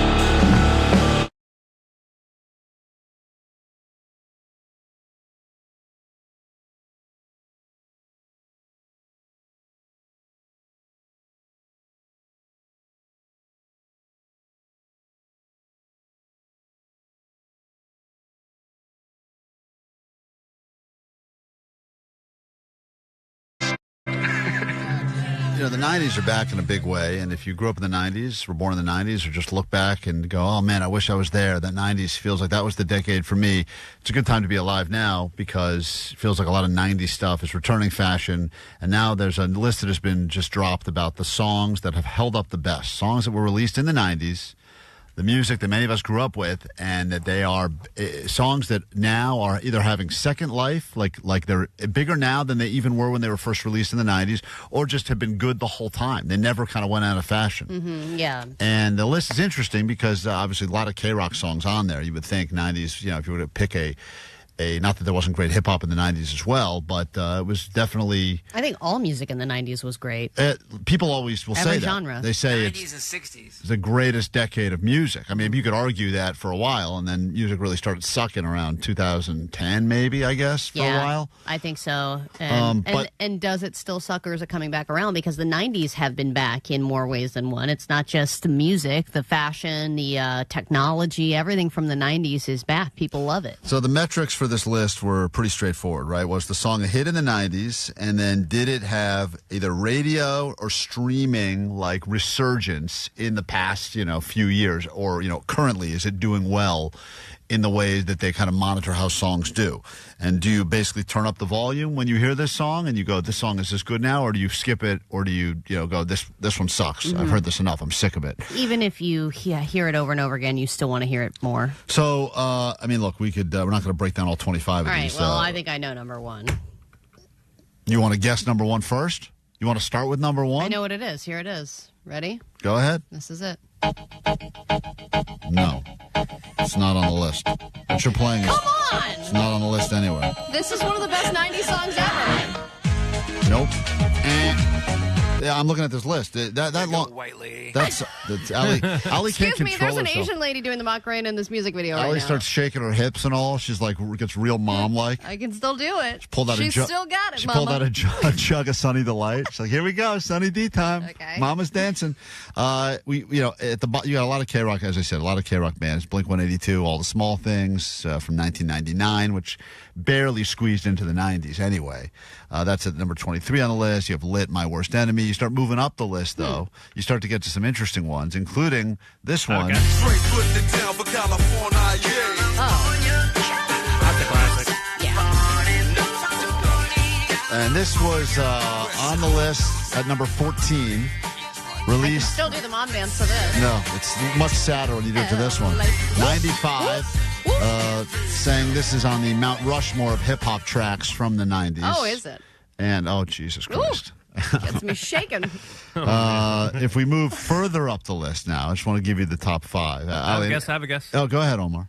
Clear me test cup. I fill you up. Let's have a drug test. Wrong. Let's have a drug test. It's a wrong decade. You're wrong for so many reasons. Here we go, Allie. I think that this will surprise you, but this was number 6 on the list, a song that we play a lot on KROQ still to this day. Number 6. These are the greatest songs from the 90s that still hold up 25 years later. I don't ever wanna feel Of course. And I wonder, obviously, holds up here in California. Does it hold up? Yeah, these are both California songs, so all of America embraces these just as much as we do. I guess. I would say all Chili Pepper songs hold up. It's also difficult because when there's a band that's still releasing new music, like the Chili Peppers are, right? And they're still releasing new songs, and the new songs are still reminiscent of the old songs. It's kind of, at some point, it gets in my own mind, it gets all jumbled up. Like, obviously, I know that's a song from 25 years ago, right? That one came out, in case you care, in 92. So that song's been around for a minute. Are there any in the top 5 that are not alternative? Yeah, there's, Because I feel like alternative really, they were at the very top in the 90s. The only one that I would say is not, I mean, it is technically, I guess, alternative-ish. It's in the top 5, but it would not be something that I think we play on KROQ regularly, would be the Sinead O'Connor song. What's that song? Sinead O'Connor's Nothing Compares to You. It's number 4 from 1990. They say that is the one that they believe of, like, I mean, we do play it on KROQ. She was on KROQ, so I guess that would be at 3, though. It's a Pearl Jam song from 91. They claim still holds up after all these years, maybe even better now than it was in 91.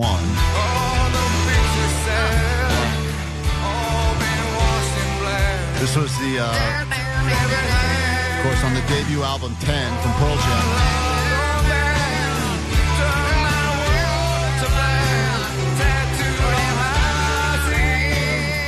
The worst part about this list is that Allie thinks she can sing like all of the songs we're playing. You don't need to know the words to this song. You just go.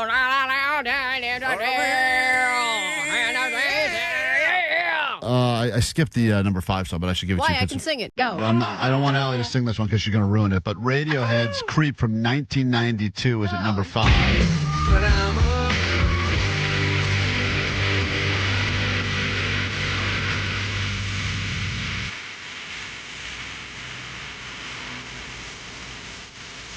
And they claim that the reason this song holds up and is maybe even better now than it was in 92 is because it's a Radiohead song that people that are not Radiohead fans are still a fan of.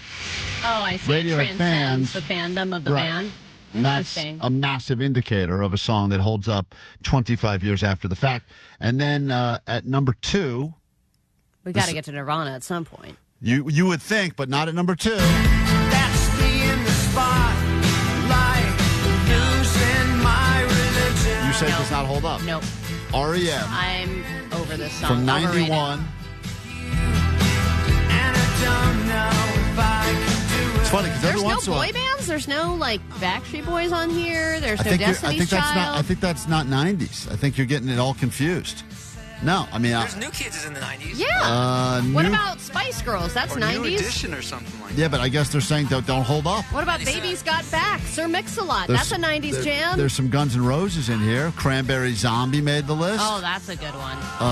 Then there's... what about No Doubt? That's all 90s. Oasis made it. Bush made it. Sublime made it. Genuine Pony made the list. Oh. At number 18. Garth Brooks, a country song, made it from 98. Friends in Low Places. You got some Atlantis on here. Who? Santana and Rob Thomas barely squeaking in at number 24 on the list. But the number 1 song that they claim holds up now more than ever before is the Graduation song by Vitamin C. That's the one. This is the one. I don't think it's going to be a shock to anyone. It is, quote, the most iconic rock songs ever produced. And it defines the entire 1990s, released in 1991. It's over. It's Nirvana, Smells Like Pizza.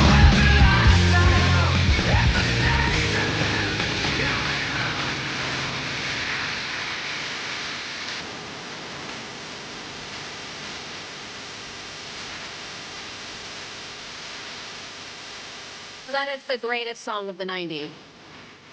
I mean, they say it holds up better than any other song. It's as popular now, I guess, as it was then, which I find hard to believe, but Do you apparently... think it would have been as sticky of a song if Kurt Cobain hadn't died? That's a great question. That's always the discussion, right? With Because I think that's legends. part of the nostalgia, is picturing him in the 90s and MTV Unplugged and all that stuff. That's the only him image. not being there anymore. Right, we don't see him walking around now with like a dad bod in Costco. Totally. So that's part of it. And being like, why doesn't he just retire? So there you have it. From the top songs that apparently hold up. Apparently, everyone says my math is wrong. It's 35 years, not 25 years, you idiot. Well, listen, I didn't accuse myself of being good at math.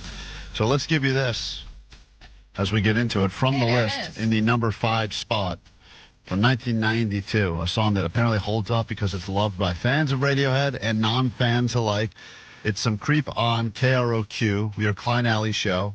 Back in a moment with Neighbor Wars next.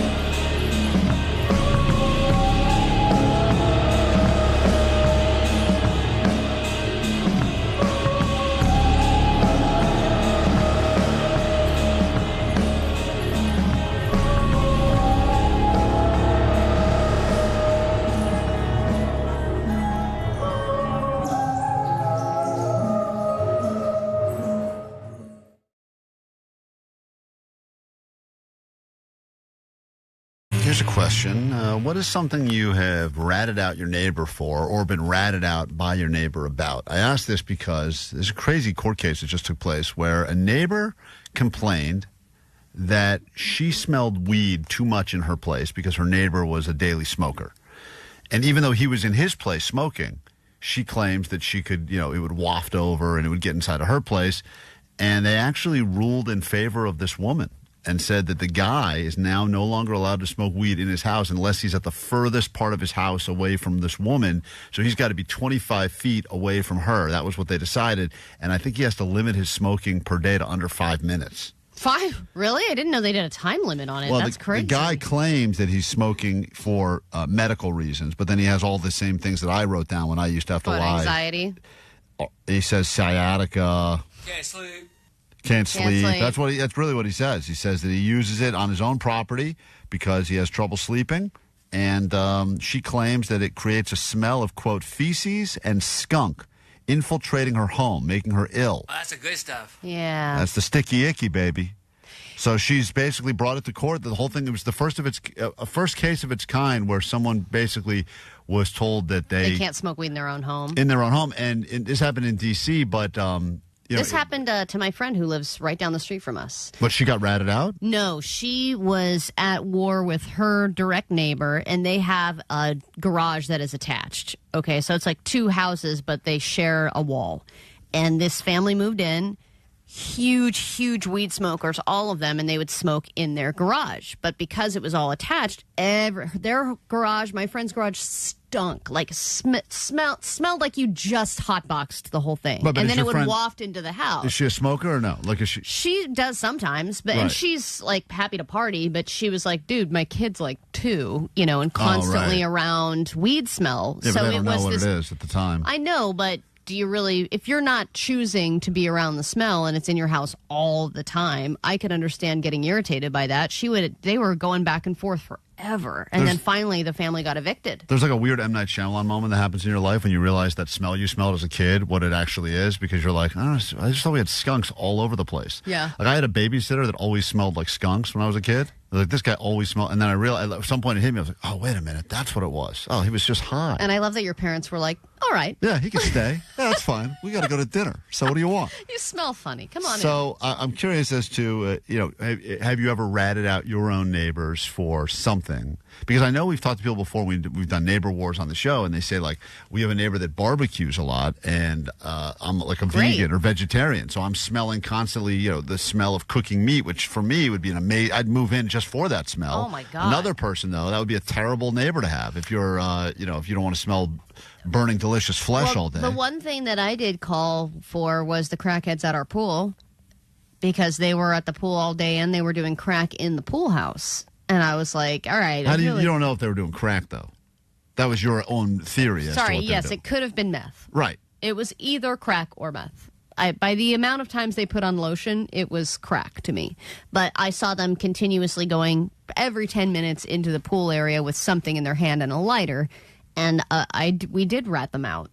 But they weren't caught and they weren't arrested or anything like that, and then you're just the person who called the cops on someone. It's a very strange shift that happens in your life when you go from the person that was having parties and hope that your neighbors don't rat you out to then being annoyed by some sort of a party that your neighbors having and being like, man, I really got to get some sleep. Like, I feel like I got to call this in, but you don't want to be the person to rat out your neighbor, so you have to do it all anonymously. Yeah, you ever do the move where you just give up and go over and knock on the door and try to join the party? No. I did that once. Yeah, how'd that work out for you?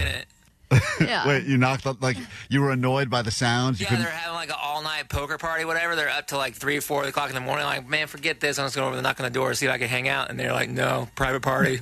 They said that to you? Oh, my God. That's so douchey. Jake brought over a deck of Magic the Gathering cards. You guys like poker? How about this card game? Yeah, I've got some cards. Yeah, it's a double-headed dragon. You want to play with this? And they're like, sir, it's a Sith Warlock. Get the hell out of here. Okay. So they wouldn't let you in? No, so it says, well, try to keep it down then, please. Because I'm by myself and I can hear everything. The other problem, too, is like, had a neighbor that put up a basketball hoop and was the world's worst basketball player ever, and his kids were also terribly unathletic, and all you would Yeah, just but you hear... can't call the cops about No, but that. you would just hear brick, brick, brick, and then they were so bad that they were like, we're going to stay up and practice all night. And I was like, oh my God, it's like midnight, and they're outside shooting bricks. Like, Yeah, it gets to a yeah. point where you go, this is so annoying. And their backboard was pretty much touching the side of our house, right where my bedroom window was. I think so that you can't call the cops on No, that. you can only call the cops if they're doing something illegal. But that's usually when No, you call... but if it's after 11 o'clock or whatever, you can call the cops. Yeah, because that's technically a violation, Right, right? but that's if when you- they're not just them being bad at basketball is not a violation. But that- nor a but- bad musician. But that's when you call the cops and you say something like, I don't want to start any rumors, but I think they're terrorists. And Oh my God, and then that they- is an aggressive. And then while they're there, they're your like... mind just jumps. Mob, Well, terrorism. there's certain things you got to say. There's a few things in the middle there that you could pick. Yeah, but that's like what the nurse told us when you go to the ER. You got to say, you can't go like, oh, I'm having a headache. Chest pain. Yeah, 11 out of 10. Yeah, you got to go immediately to like the you've only get taken care of. You got to tell them They're the real going to stuff. get removed and put on a list. That is a huge Well, inconvenience. Get better at basketball. That's your fault, not mine. So many interesting texts here about I got ratted out multiple times by my neighbor because they didn't like the way I parked my car. See, once again, I don't know. People hate that. I don't know if that's the kind of thing that they won't send cops for that, but they won't even send like a lesser branch of the cops. They don't Yeah, have. but like if that weird van that was parked in your neighborhood was there long enough, people would call the cops on that van, right? Yeah, I mean, there was like a mobile home that was, looked like the one from Christmas Vacation. It was all, Yeah. not a good looking like Price is Right mobile home. People They just just get want, annoyed enough with it. and they get annoyed enough. But once again, I don't even think that there's anything that can be done. I mean, I guess eventually, once it's there for 2 weeks, I think there's like rules they can pull it away, and there's certain neighborhoods or streets that aren't zoned for mobile homes. Yeah. But the worst people are the people who call like the HOA on you to because you violated something by like painting your fence the wrong color. Omar, have you been ratted out to the HOA at your place? So we have this HOA app, and so unbeknownst to me, this little app records all the times that your neighbor rats you out. And, Cool. So the app had existed for years, and I just downloaded it one afternoon, and then the list of complaints that this guy called, because we used to have a lot of kid parties, and he just didn't like that, so he would call security. The security would come down here. It'd be just a regular kid party, and you just like, hey, I'm here just because somebody reported it, and then on the app, You it were turned able to out find that out it was who it was? Yeah. Wow. So he they would don't even... call for any little thing. It was super annoying. I love the one guy on the street who just hates fun. Yeah. He just wants everyone to just shut up and go in their homes and do nothing. 562 says my neighbor has one of those giant skeletons in their front yard that literally the head peers into my bedroom window. It freaks me the F out every time I see That's a it. special level, the Halloween decoration complainers. Yeah, especially the idiots that are like, I think there's a man hanging from the roof. Decapitated man. They're just it's clearly just a bad bamboozled decoration. every year. All right, we got Everyone is dead and hanging. We got it. There's a lot of people feuding with neighbors now. We got to take a break. When we get back, though, we have your news to get to. We've got those tickets you want and another clue that will get you a step closer to see No Doubt in Vegas, all coming up on KROQ. This year's most popular couple's Halloween costume. Barbie and Ken, Swift and Kelsey, Klein and Allie. What? It can't be right. Have you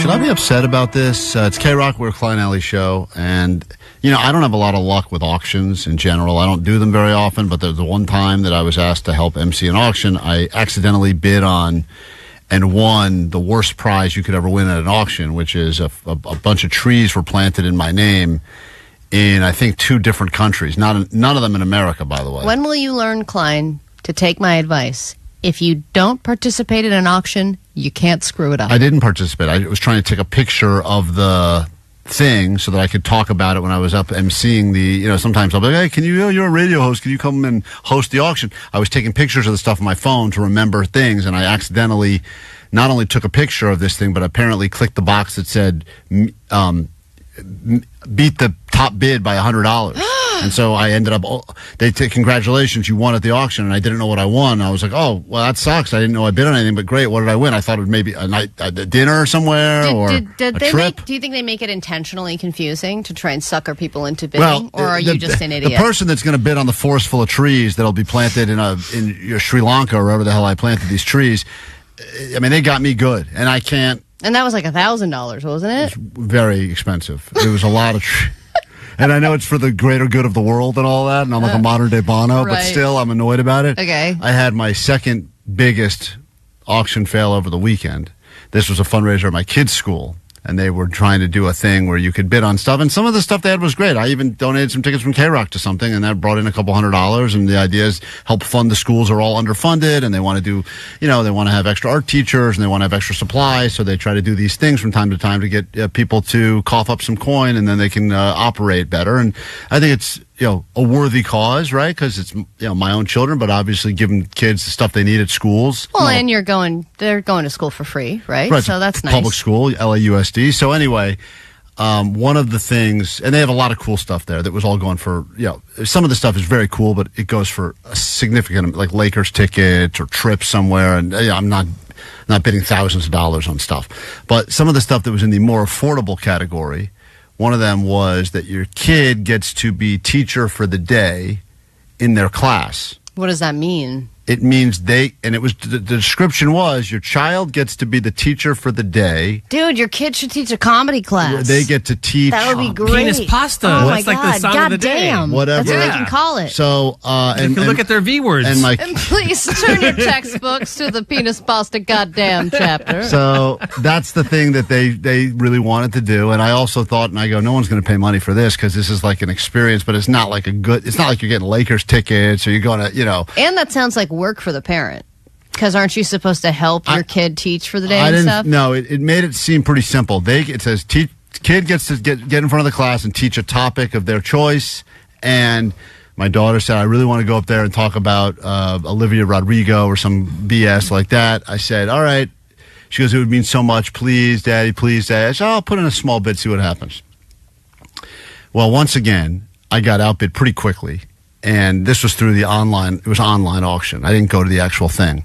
But it said, you've been outbid. And I upped it, you had to up it $10 every time. Once it got north of 100, I said, I don't think it's worth it at this point. Like, I know the money goes to the school. It's a good cause, but let's be honest. Is the gambler in you kind of like pissed, though? Yes. And that part takes over, and I go, who is this a-hole that every time I put in a bid is trying to outbid me? What does his kid get to teach? Right. Probably not anything more interesting. So then I get, like Omar said, I get all caught up in the whole thing, and I go, if I jump at $50 to $150, the person's going to definitely go away. And then I will have won this thing, and I'll be the champion. And I almost forget my kid's even involved now. I just want to win this thing. She's like, forget it. So She's already over it. I bump it to 150. Damn. And it goes right away. They go, you've been outbid. And I go, this mother effer. And I said, I'm done. I'm tapped out. I'm not doing it. I'm out. I've done it 150. Well, I'm done. with the auction online, you don't get the satisfaction of doing that little like, Meh. Right, you hold your hand up in the air. Yeah, like the How's real. it go? Yeah, they 16. Yeah. So, over here. The big lady with the broad shoulders, gotcha. So I say, I'm done. I go, I'm tapped out. 150, I'm gone. I explained to her, I'm sorry. I know you want to be teacher for the day. I didn't win. Daddy didn't win. You're out. The next day, I get an email. Congratulations. Is that an every night thing? Daddy didn't win. They're used to it by now. They're used to it. She finishes the sentence for me now. Daddy, I know, didn't win. I know, you didn't win. Next day, I get the email. Congratulations. You've won what you bid on. Okay. And I go, how is that possible? I got outbid. Well, once again, like a stupid idiot, apparently they make it really easy now to, when you're going through and agreeing to the stuff and putting in your credit. They probably check it for you, like the email, like Probably. the marketing emails crap. And so I outbid the top. I put it so that whatever the top bid was, I would outbid it by $10. Which is just silly that you were even continuing to bid. Went all the way. I know. I don't get it. What if two people do that? I'm so glad you say that, Jake, because not only did I get an email that said, congratulations, you've matched the top bid of $325, but because there were two people, so it was me and one other a-hole that were probably going after this thing, your kids are both going to get to do it. So they decided together or on separate days? Separate days, but that way the school to get double the money because they're basically going to collect money from both people. And then my kid comes. So then I got to tell her the good news. Good news. And Daddy I was won. mad about the money and everything else, but I said, good news, you're going to be teacher for a day. She got all excited. She goes into school. She tells her teacher, hey, I'm going to teach all about Olivia Rodrigo. And the teacher says, no, you're not. You have to teach about one of the topics that we teach about anyway. Oh, no. You have to teach about a pre-teachable topic that is in the So what, she's doing curriculum. that day in math? And I said, I want my money back. Who gives the crap? So now my kid That goes. is so misleading. They said that you you're can right. teach about any topic? Teach about a topic of your choosing. Now, of course, they meant, I guess, a school-appropriate topic of Well, your nobody choosing. would be that of their choosing. Right. So no I one said- would choose So that. now my kid goes, I don't want to do it anymore. I don't want to teach about math. And I go, I don't blame you. I don't want to teach about math. So What did they badly word this, or did you just not read it properly? no, Allie, I reread it, and it said the winning bidder, their kid gets to be teacher for the day and teach the class about a topic Of our choosing. of our. It wasn't of their. It was a topic that they choose or something like that. But it was from a list of like they can if they want to teach, what do they do in school? Art, Music. PE. Oh, so you think that they could choose like an elective Yeah, they get and to then pick. choose? They get to pick one of the things they already do. They don't get to go in there and do a whole class on Olivia Rodrigo. So for now, the whole day? That sounds like such an awful well, she was day. all excited about it, and yeah, now, I know, but so now she don't want to do it anymore. So now I got to try to so are you going to try and ask for your money back? I am. You are? Yeah. Wow, good for you. You Record that, please. wouldn't normally Not going to record that. go in and do it like you did with the parking attendant. Not going to do that. No, I'm going to let him. Of course, can't ask for the money back. It's like a fundraiser for the school. Give some of the teachers. Yeah, but I'm I not. wonder what the other douche kid is teaching. Sorry, nice too. Yeah, I wonder what they're thinking as well. They probably also want to teach about I Olivia know. I wonder Rodrigo. if Ugh, cannot do auctions. We're terrible at it.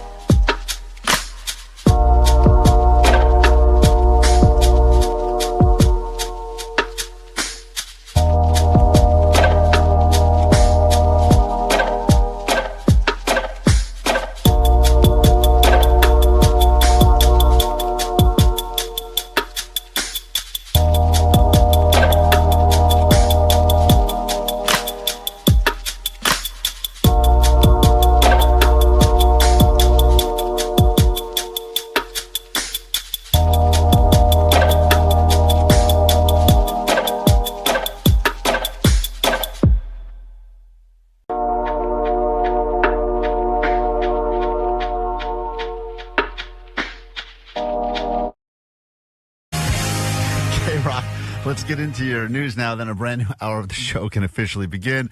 We'll kick it off with another clue that'll help you win that trip to Vegas to see some No Doubt at the Sphere.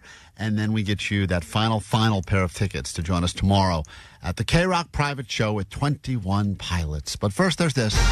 Grab your Adderall. It's time for A.D.D. News. All right, World Series Game 1 is this Friday in Toronto. It's hard to believe it's already here. It's a Dodgers-Blue Jays World Series. I'm just going to go ahead and say Dodgers probably going to be World Series champions again. It's Allie, not going to be hard. shut your mouth. They swept their way to the World Series. It was a much harder fight for the Blue Jays. People are already calling Shohei the GOAT of baseball, talking about he is possibly the greatest baseball player that ever lived.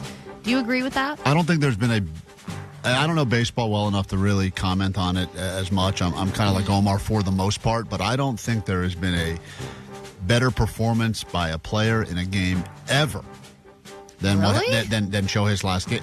3 home runs and pitching. I mean, on both sides. I know you don't care, Allie, about strikeouts and you think no-hitters are boring, but it was because he pitched and hit the home runs. Because Is that because he the pitched combo? well. It's like the stuff of legends, like Babe Ruth, but only better than Babe Ruth. If you saw that in a movie, you would say this was written terribly because it's so unrealistic. You would say Right. make it a little bit more challenging. It seems crazy. I mean, that every time up at Because bat. he makes it look so easy. I don't think one of those home runs has landed yet. The thing was hit so far. I mean, it's and the crazy part. I think this too when I watch people golf that are really good. It feels like it doesn't look like he's swinging very hard.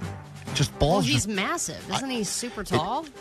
I watched this whole thing about Shohei, how you talk about sleep, and none of us do our sleep right. Oh, I'm sure he sleeps great. That he brings like a little travel bed with him when he goes to games, so that he can get like maximize. Because his whole thing for sleeping is that's like when his muscles are regrowing, and I think he's eating he's eating a ton of protein. That guy loves the protein. That's why you're starting to atrophy.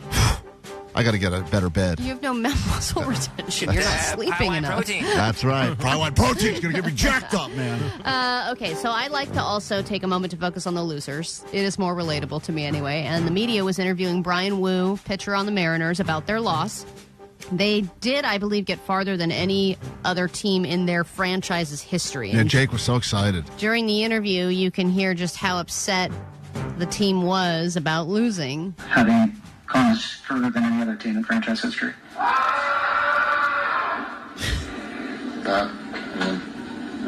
Legacy is... So what you just heard was another player in the locker room screaming in frustration and agony during the interview, and that scream confirmed it came from Julio Rodriguez, who is a star on the Mariners, but he did make the final out. He struck out on a pitch that would have been ball 4. So he is beyond frustrated with himself and the fact that he eliminated his team from going to a World Series. So whether someone's being interviewed or not, this is unavoidable. That is self-hatred. Some great. I thought there was a Spirit Halloween store right there for a second. That's what it sounds like. That'd be funny to put him in the Spirit Halloween store. Yeah, Jake, how bummed out are you? I know you were all excited about this concept of your new team versus your hometown team battling it out, and you said you were all torn. You were going to buy a ticket even though you knew it was going to be really expensive, and now does it feel like some stress has been lifted off of you in some weird way? Yeah, totally. For multiple reasons. Oh, so you're happy. I'm not happy, but I am. There's a part of me that's relieved. That way it works better with my schedule for the World Series. Yeah, there's a friend of mine who's a Padres fan. Not that I judge him for that, but he was like, when they got out after the postseason, he's just like, oh, it's great. I don't have to go to games anymore. I don't have to take off work. I can focus on my life again. I can move on. 2 concerts this weekend. I was going to go to the World Series early. Not a real fan. That's not a real fan. No, because he was dedicated. He's I'm watching every single game. I'm attending as many games as I can. It is like a second job when you're a true fan like that. So in some way, you are relieved that it's over. Listen, sometimes Syracuse doesn't make the tournament, March Madness, I think to myself, wow, I just got so much time back in my life. Yeah. And there's a benefit to that, but also, there's a benefit to losing, and we can find it. We can find the benefit of losing. That's what this show's all about. Okay, if you're a surfer, good for you. You're probably cool, hot, and definitely tan. But being a surfer is not without its problems, and there's a new one to deal with. That is sea otter attacks. Be advised, they're flagging you down. There's a surfer in the water was bit by an otter. All of a sudden, I feel this nip on my foot, and I'm like, okay, that's not good.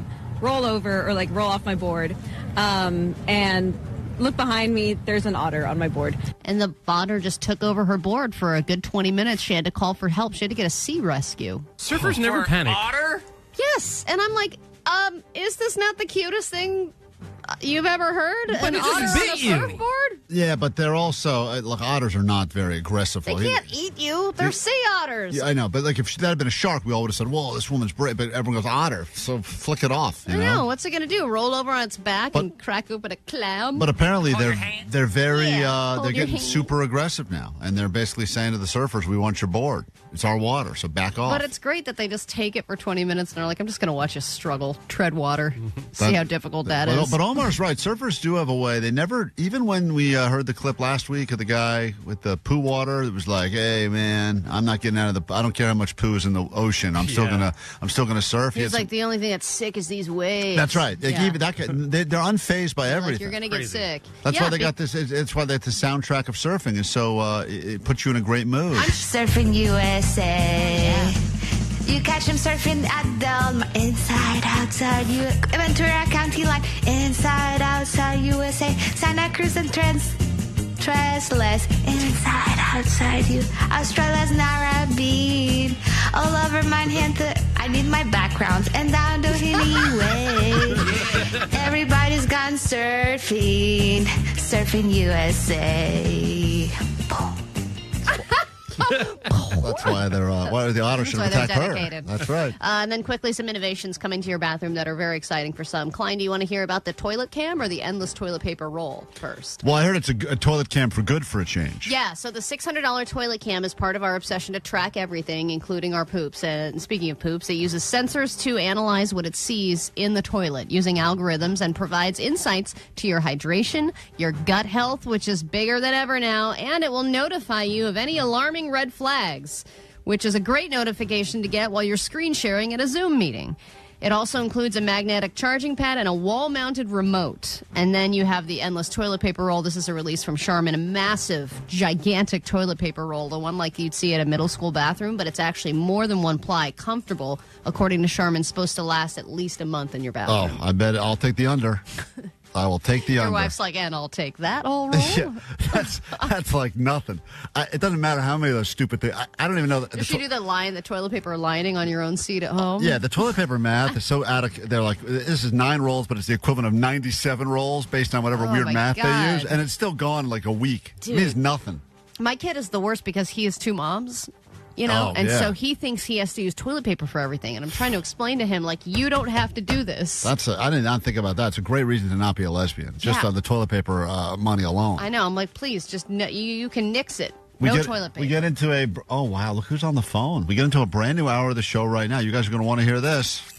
Alley Show. 106.7 KROQ FM in HD Pasadena, Los Angeles, Orange County. This is the world famous KROQ. Good morning and welcome to your KROQ. We are Klein Alley Show. It is just after 9 o'clock on a Tuesday. And let's give you another clue. If you're waiting around to try to win a trip to Vegas to see No Doubt at the Sphere, you've been patient enough to put up with us. The very least we can do is tell you when you'll probably hear that song we're going to play later this morning. Although I've lost my notes, so I don't know when that is. I think it's 5 o'clock today. Yep. Sometime between 5 and 6, Kevin Ryder will play you another No Doubt song. And the one you're listening for that we already told you is Sunday morning. So when you hear that between 5 and 6 p.m. on KROQ, you better call and you better claim your trip to Vegas so that you can get the airfare, the hotel stay, and the tickets to see No Doubt at the Sphere. Pretty sweet package. Pretty sweet. I did not think we'd hear from this guy today. In fact, I would have bet $1 million we never would have heard from this guy again. See, I take that bet because I don't think that he is afraid of talking to people and taking the hate. I think he loves it. Ladies and gentlemen, on the phone right now, he is no fan of the Los Angeles Dodgers. His name is, ironically, Rodger. It rhymes with Dodger, and he is a Dodger hater. And he is on the phone right now, I assume, to welcome us to the World Series. Is that correct? You know what? I want to do something for our neighbors for the North. I want to sing the national anthem of Canada right now. Oh, Canada, our home and native land, true patriot love, and all of us command with glowing hearts. We see thee rise, the true north, strong and free, from far and wide. Oh, Canada, we stand on guard for thee. So should I assume, I don't want to cut off this bit. Man, it's Canada hilarious. sucks at anthems. Not good, but should we assume that this means that you are rooting hard for Toronto? You know what? I just want to get trade relations back. Our countries are fighting right now with the tariff. Mm-hmm. I want all of us to appreciate our neighbors from the North because we don't appreciate our neighbors from the South. So I want us to root for the Blue Jays. This is how much I hate the Dodgers. I'm rooting. I'm doing a treasonous act right now. I'm rooting against my country. Wow. That's how much you truly hate the Dodgers. And it's crazy because the team that you like is really just a couple 100 miles away. I mean, you're a fan of the San Francisco Giants, if I remember correctly. So you actually are a fan of California professional baseball teams, but you hate the Dodgers so much that you're rooting for a team from another country. Another country on the eastern side of the United States, if you guys know your geography. Yeah, right. But I don't know about the public school education in Los Angeles County, so I would doubt you guys knew what part of Canada it is. Oh, boy. Here he goes. Wow.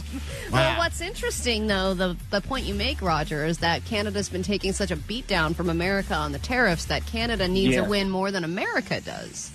And you should support that. I mean, we're neighbors. We've been friends forever. Now this guy comes in, and now we don't like Canada. I like syrup. Yeah, all right, it's a good Not point. that weird bacon, but we like the syrup. Yeah, the bacon sucks. Will you at least admit that part, Roger? I know you're all of a sudden, Canada's biggest fan now, but let's be honest. It's not bacon, it's ham. Right. Okay. Well said. At least he's kind of normal. Yeah. What are the concessions So, like? Rodger the Dodger Hater, before Game 1 starts, and as you know, obviously it's a tough ticket to get. They're starting around $850 just to get into the games. At least the ones happening here. Game 3 is the first game that's happening here. But do you have any thoughts about how you think this is going to play out for the Dodgers? You've thought in every. I believe you claimed they would lose. Let's see here. Hold on. I've got the track record of all your claims. Well, like 8 series. Yeah, they lose in 8 series. Hey, that's why I don't gamble. Right. I guess wrong sometimes. Uh-huh. I guess red, it's black. I guess black, it's red.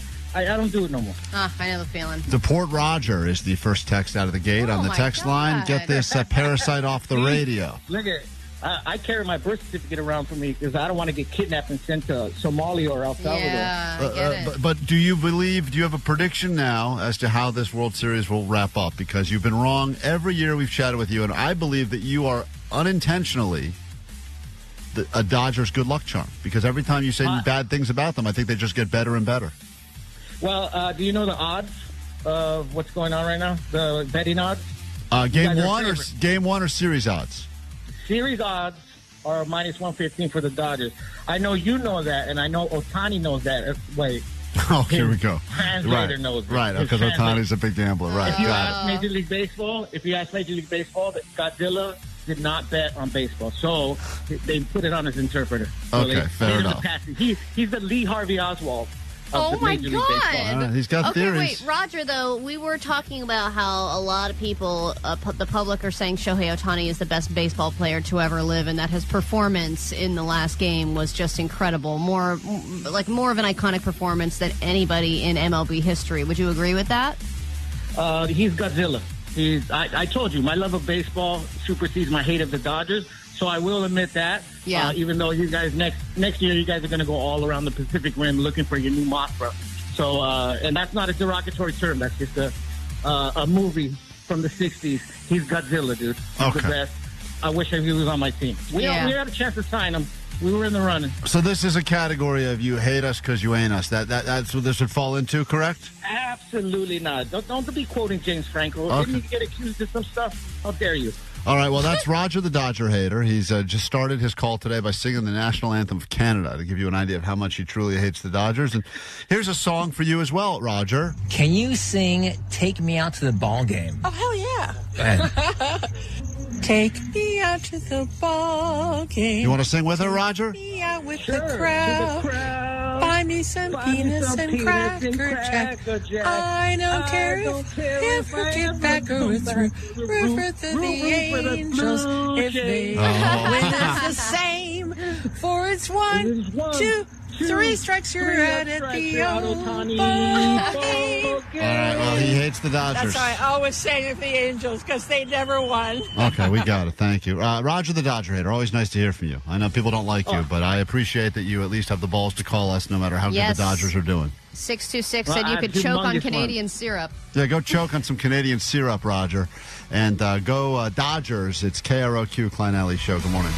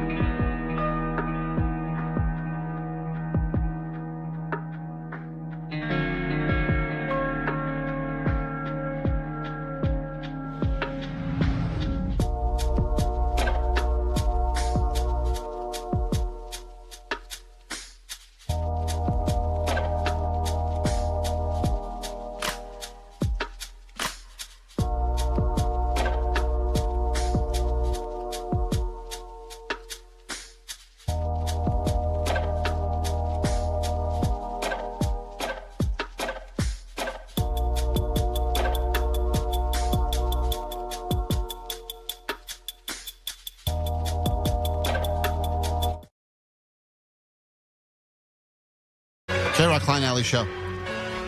I'm sure you have plans on Halloween, or you will have to have plans. Either you go out or you stay home and hand out candy to people that are just never satisfied. But Final Friday Fiesta! we did announce yesterday the return of our Final Friday Fiesta on Halloween Day, 11 to 12:30. Right, we get off the air. We'll be going across the street to Descanso. It's right there, mid-Wilshire. SAG-AFTRA. If you didn't make it to the first one, first 106 K-Rock listeners show up. We'll get a gourmet taco from the Descanso Taco Bar. I've been thinking about that since we did the last one. So delicious. Oh, my God. If you see them making those tortillas on that little spinny thing, delicious. We'll be giving away one of those plancha dinners for 6 people, valued at over $600. We're also going to be giving away a giant 85-inch TCL QM 6K Cutie Mini LED TV, although nothing mini about it because it's massive, and that is going to go to whoever we believe has the best costume in the costume contest, obligatory costume contest. Thank you to our friends at TCL, and we'd love you to come out and join us. We will announce more things that will be happening at that event. Will there be a wedding there? Will there be a celebration for Blind Charlie's birthday there? Will there be some surprise guests stopping by like there were last time? You know, always a good time. So I'm just letting you know now, give you as much warning as we can. We're back at it again. This is going to be a week from Friday at Descanso for another Final Friday Fiesta. Maybe we can have Jake do comedy so we can get some booze. Jake, any interest in doing 5 minutes of stand-up? No, I'm not. No, what? I'm not? No, thank you. Why? Just out of curiosity, why not? You always look for an open stage. Yeah. You've got 5 minutes. You got a tight 5. Don't you have a tight 5? Yes. So why would you not do the it tight 5. there? Prove us wrong. Because the whole time you're going to try to get people to boo. It's not going to be conducive to doing anything productive in my comedy. Absolutely, I will not try to get anyone to boo. We will allow them to react naturally, just as they always do. Uh-huh. Why don't we all do a bring tight 5? crickets, Jake. Don't worry. Yeah, that's See just. what I mean? This is what I'm talking about. Well, those crickets do seem to follow you around everywhere. I mean, it's kind of crazy. Yeah, that's because I'm outside. Well, there's not just crickets everywhere outside. Jake, we heard the last time you played us audio of your actual comedy, there were crickets in the background. I was outside. I've been outside before without a symphony of crickets. It just seems I'm like... sorry if I'm the Pied Piper of crickets. Tell a joke right now. I just want to see if it works. Go ahead. Any joke at all. You're working on some material, I'm sure. Try something. I don't want to. Do you want to try your Royal Otis joke again? Yeah, do the Royal Otis joke. That one killed the first few times. I forget how it goes. What's the burger? Blah, blah, blah. There you go, Vanessa. Go ahead, Vanessa. No, I Jake. think Vanessa should do 5 minutes, too, by the way. I was just helping Jake. Maybe you guys can ham and egg it a little bit up there on the stage. You both have 5. You could do your jokes. Remember any of your jokes, Vanessa, when we forced you to do stand-up about Colombia? Yeah. Yeah, do one of those. Okay. So as you can see, I am standing. Uh-huh. Because I'm short. Okay. That's all I remember. No, remember she had a bit about a car seat. Right. I have one of her jokes here. I just flew in from Colombia and my arms are really tired. You want to know why? Because I just carried a bunch of cocaine. So yeah, what was the follow-up to that? That's great. She killed. That was a room full of people right there. It's just the whole yeah. Jake, no crickets there. Jake, Joker, go ahead. I can't think of anything. He's got to be in the zone, man. You can't ask for jokes on command. It's too hard. He's not that kind of comedian. Jake, you got that whole bit about rentals and your dog and all that? Come on, I heard you. You practiced it in the back during our meetings. You try to pretend Rentals and the dog. Oh, there they are. He just wanted to play the sound effect. Yeah, I know. Dick. All right, there they are. Jake's biggest fans. Hey, he's outside. We gotta take a break. When we get back, here's the good news. We're getting closer and closer to those final pair of tickets for 21 Pilots, K-Rock Private Show, and your real-life ghost stories. Hey, you can stop with a cricket. You were ghosted in real life. Everyone gets ghosted these days for a variety of reasons. Your real-life ghost story could score you VIP access to the party we just announced happening on Halloween. Our Final Friday Fiesta means you get VIP style, VIP access, front of the line, guacamole, and more. And we will get to that after this on K-Rock. But K-Rock was always that station that made people that didn't fit in. All week on K-Rock. Win a trip to see No Doubt at Sphere Las Vegas. There's a reason why it's called World Famous, guys.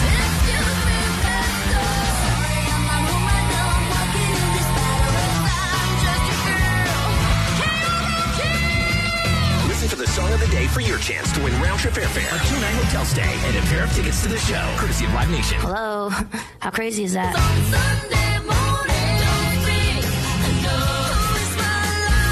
Keep it on KROQ to win. KROQ is our home. KROQ.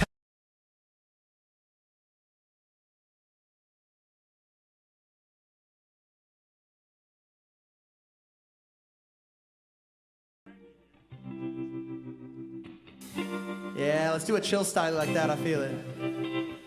Summertime and the living's easy. Bradley's on the microphone, cross sound G. People in the dance will agree that we're well qualified to represent the LBC.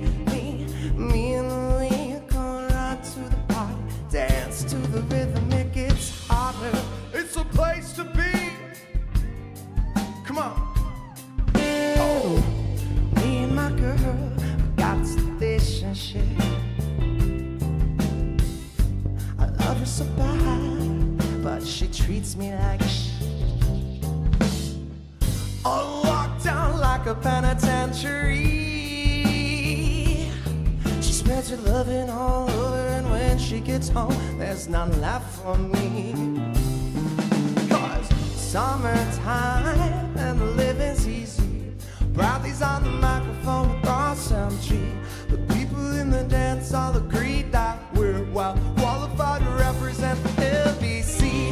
Me and Louie are going right to the party. Dance to the rhythm, it gets harder. It's a place to be. Quiet. I'll take this filth off my eyes. My burning sun, Sunday rise. What are we gonna be doing for a while? Said I'd play said. Show us now we've come off the shelf. Hey! Summertime and the living's easy. Bradley's on the microphone with awesome G. The people in the dance will agree that we're well qualified to represent the LBC. Me, la la Louie, cause everybody dance to the rhythm, it gets harder. It's a place to be. Hey, hey. Now evil, I've come to tell you that she's evil. Most definitely evil.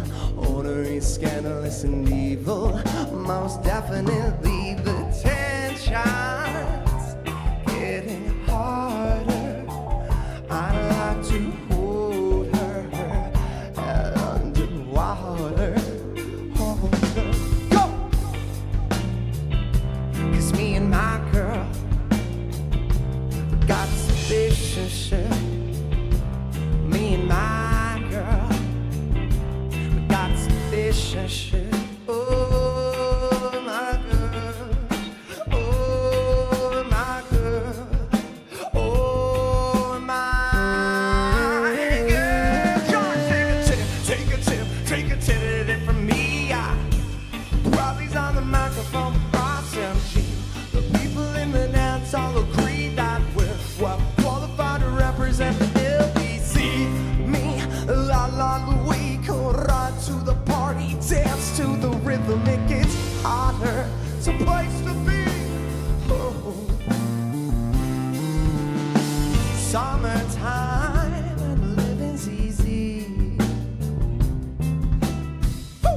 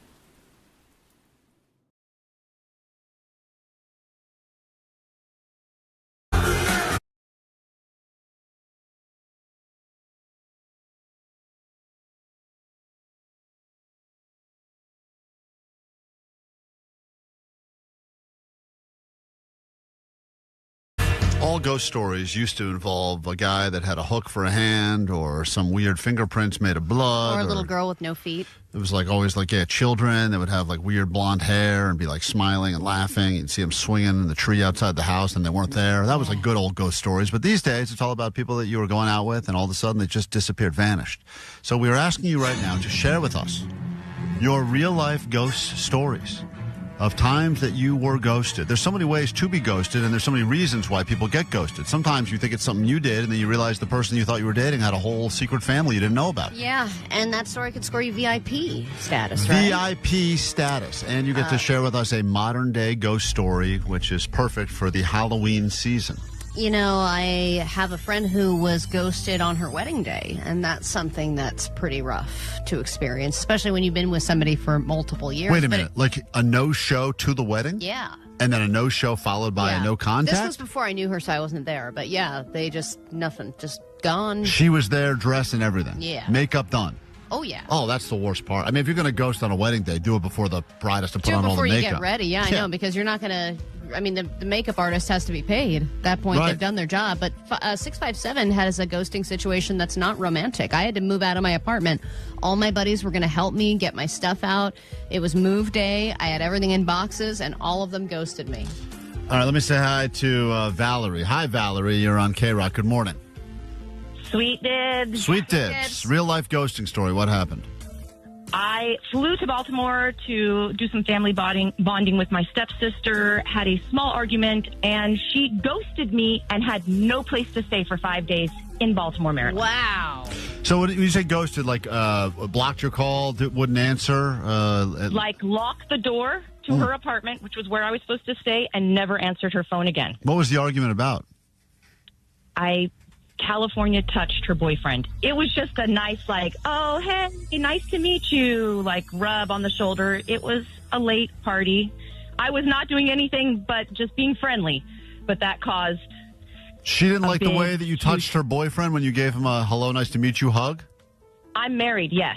Yes, she did not like that. And as a result... We still have not spoken. It's 3 years. Wow. That's a real ghosting that is right there. So petty. But I have to say, I hate her because I ended up in a hotel. No, we can tell. You don't have to say that. Murder in the hotel. Sound like you ended up in a hotel that had a murder while you were in the hotel?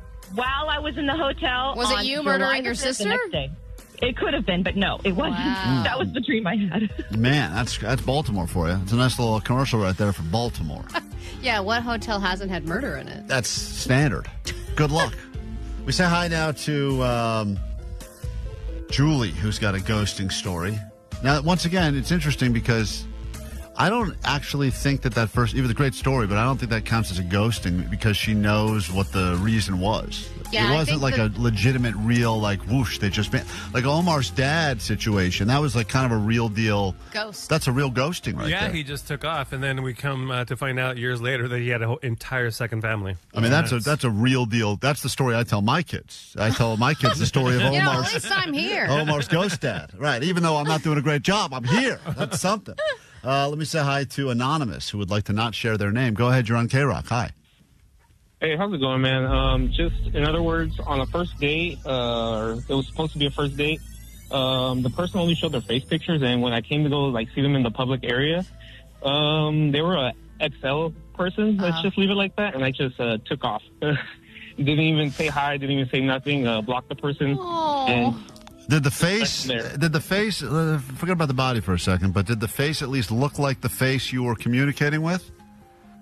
No. Oh. No. Probably 5 years ago. What if you weren't looking at the right person? Like if the face didn't look like the person and the body didn't look like the person, what if there was a really hot person sitting at the next table and you walked away? Where was he? No, it was a she. She was waiting outside and she's like, I'm right here at this exact spot. And I was driving in and I didn't say what vehicle I was in because I wanted to see if it was a setup or anything of that nature. And when I saw the person at that corner exactly where they said that they were at, and I was like, oh my gosh, this isn't how it's going to go. So I went ahead and said bye-bye, basically. I didn't even, say hi to the person or anything. I just kept on going on my way. And what happened when she texted and said, hey, I'm right here. Where are you? You just ignored?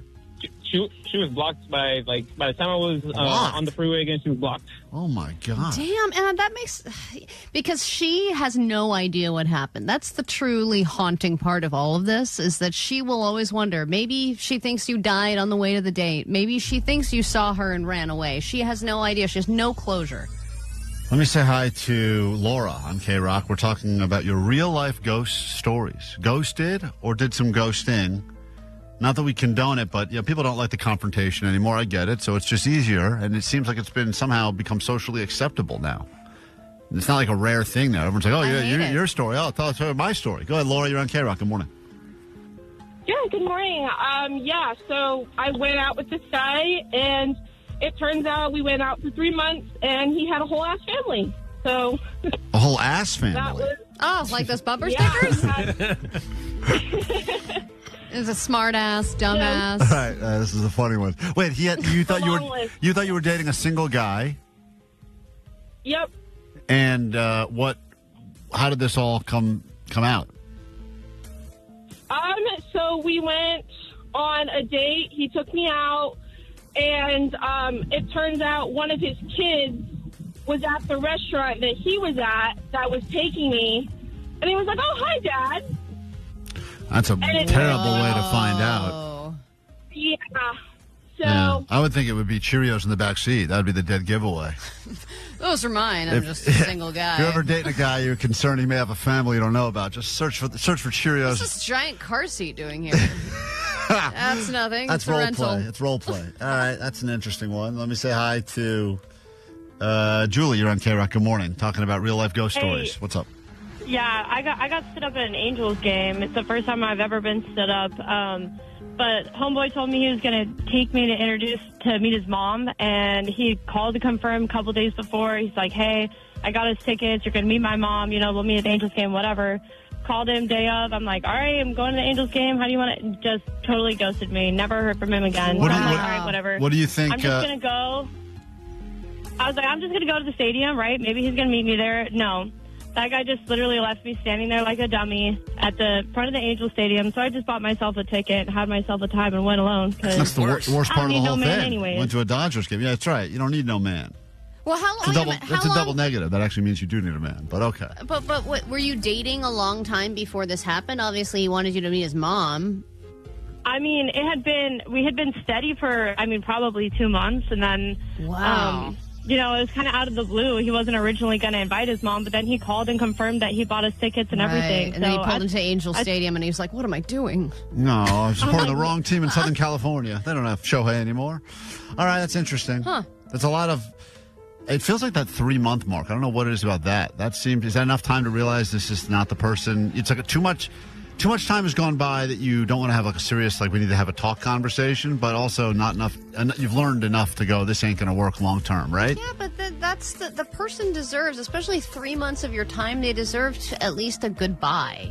They've invested enough time in you. This is a very different non-romantic ghosting, a real-life ghost story on KROQ as we are in the spooky season. Yes, Patrick, what happened to you?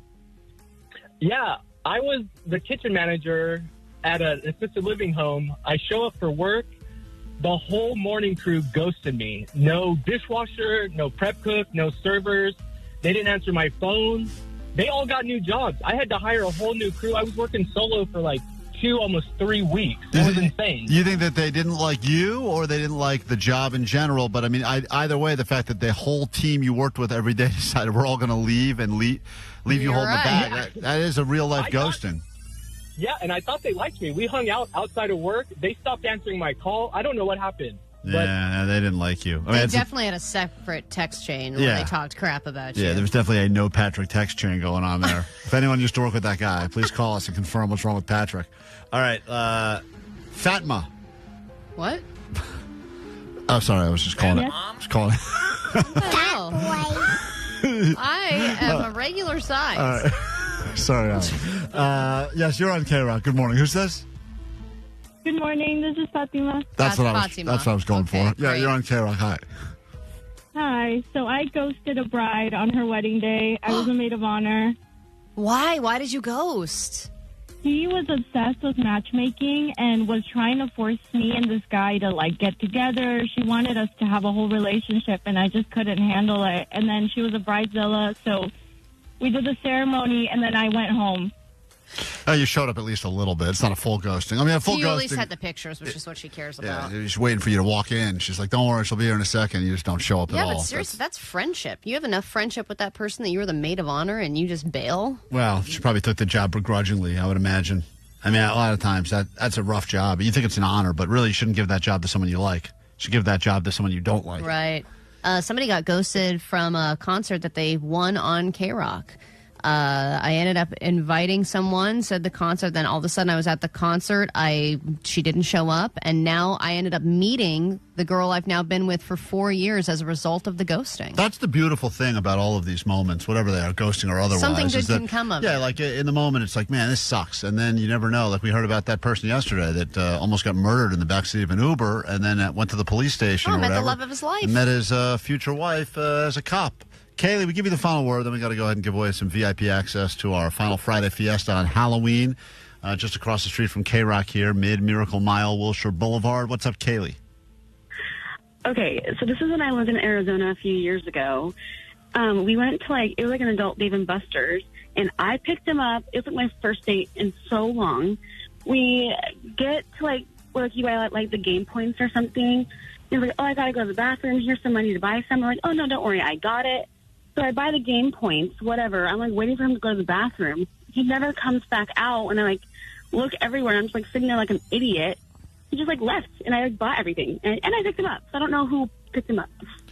Maybe he just got caught up playing one of those crazy games there. Dude, and the other thing is sometimes, those places are big in the bathroom. You Dave get & Buster's, very disorienting. Yeah, and then all of a sudden you're in another gaming area that you didn't know was there, and you maybe just get caught up in it. I mean, that guy could have been one of those VR things. Could have been, had the virtual reality headset on. Listen, realistically, he probably did ghost you because he didn't want to pay. But that sucks that you bought enough game points for you guys to both play together, and he decided to bounce out on you. Wow. It's a good place to be broken up with at a Dave & Buster's, though, because at least you can entertain yourself for a while, right? 949 said they dated somebody for 6 months and got ghosted. He had met my parents, and then we heard from him a year later out of nowhere because he thought he saw me at a Pokemon Go event. That's the other thing, is when you run into the person. That's the weirdest part. After, and you're at a grocery store or something, and you're like, wow, that's the bitch who ghosted me. Yeah. Hello. Do you say anything? All right, well, these were some real-life ghost stories as we gather around the campfire. We'll have to discuss. One of you will get a call back from us with some VIP access to our final Friday Fiesta. Yeah. And when I say you'll get a call back from us, I mean nice knowing you. It's KROQ, we're Klein Alley Show.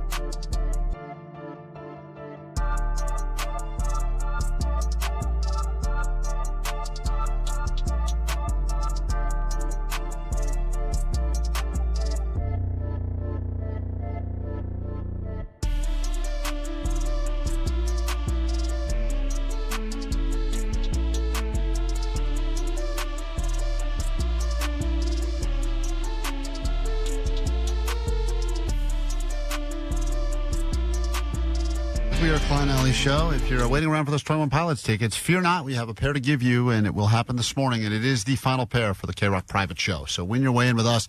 Coming up later, hopefully you've been paying attention to some of what's been going on today or watching along on YouTube. We are there as well. If you need the visual stimulation, you can find us on KROQ's YouTube. Allie, making intense eye contact. Did you see this email Vanessa got? This is a very interesting proposition that we just received from someone who claims that they would like to work for the show for free, which barely fits into our budget. This person wrote, "Dear Vanessa, I hope you will be interested in a proposal that I have. For the past few years, I have seriously been considering retirement. One thing that has kept me from retiring, however, is that statistically, many retirees, especially men, die soon after retiring. Something about lacking purpose or lacking a reason to get up in the morning. We have talked about that. This guy claims, I am an attorney currently working for the Los Angeles office of the city attorney. Oh, get out of here, narc. Oh, is that what you think? No lawyers. Why would we hire a lawyer? Well, what if we got one on our team? Instead of we're always fighting them, what if we got our own lawyer in our pocket? And then we said, deal with our lawyer. Oh, and they could email back our company lawyer and be like, prohibitum S54. Right. They would say all those big words. Yeah. Egregious. And we could move on. In my career, I have also worked at law firms in the private sector, whatever that is. I went to college at UC Berkeley. I have a law school, listen to this, and law school at Harvard. This is a real email we got. A person that went to law school at Harvard, and listens to the next paragraph, which will blow your effing mind. Well, if he went to Harvard, he got money. As a fan of Klein Alley's show, my proposal is this. I would like to be a volunteer, unpaid worker for your show. If you were to offer me this position, I would happily retire. This position could be an intern or, quote, volunteer, or whatever you guys would like to call it. I would be willing to do anything and everything you ask of me. Johnny, you hear what that means? Mouth parties. Hot. Including tasks such as being a gopher for coffee or food. Gopher? Drafting boring documents or helping with social media. I'll stay away from that, old man. Yikes. I would not be above doing anything asked. He's going to post boomerangs. Where's your MySpace? I like boomerangs. While a desk and chair would be nice, I don't even need those things. Well, I think we would have to provide that. This letter, we're not going to read How this. How old is this guy? He put his whole resume here, which I don't want to hold up to show to the cameras because he's got his information here. This guy claims he is in his 50s. He wants to be what was the subject of this email, Vanessa? World's slowest. I'm 55 years old, married with 3 children, ages 19, 16, and 13. I have a family to take care of in Los Angeles. I cannot do the world traveling thing if I'm retired. The guy basically wants to retire, but he wants to have a purpose to get up. He wants to work for us. A Harvard lawyer could be working on the show. I just question anyone who's coming to us for purpose. Subject line, world's oldest intern at Klein Alley Show. We got to hire the world's oldest intern. How do we not take this guy? Yeah, but if you're in your 50s, that's not the world's oldest. I'm sure we can find someone older. Oldest intern? This guy's went to Harvard. Are you missing the point? This guy went to Harvard Law School. He wants to intern for us and bring us coffee. Well, obviously he's not that smart. No, clearly. But you got into Harvard Law School. That's not easy, I'm sure. All right, so this guy worked in civil appeals, criminal pretrial, retirement benefits, real estate, and economic development. Wow. Do you want to hear you know, when they have an office who's like Fried, Frank, Harris, Shriver, and Jacobson. Right. You know, right. that's when there's all those people, partners and stuff. That's fancy. He claims that he first got into our show when Klein was telling a story about trying out his ice cream bicycle and wound up using regular ice instead of dry ice, which resulted in both difficulty steering the bike and the ice cream melting everywhere. The interaction between Klein Alley and Omar made that conversation so entertaining that I had to listen to it later on the podcast. So he picked something, I don't even remember that conversation, but apparently that's something we talked about on the air. And the guy basically says that he wants to find a purpose in his life, and he would like to be our oldest intern, the world's oldest intern. Well, I would need at least a 10-year commitment from him. I don't think he'll get a 10-year commitment from God. Because I want to be one of those stories that's like, the world's oldest blah, blah, blah, you know, and then he can be on the news. But you have 3 kids, though. Shouldn't you already found that purpose in life? No, the guy. Raise your family, bro. But dude, Johnny, the guy's worked a real career. He's at a point now where he probably could, like you said, he probably could retire. He doesn't need the money. We're not giving him money. So he wants to do something for fun. The thing is, too, the older you get, the earlier you get up.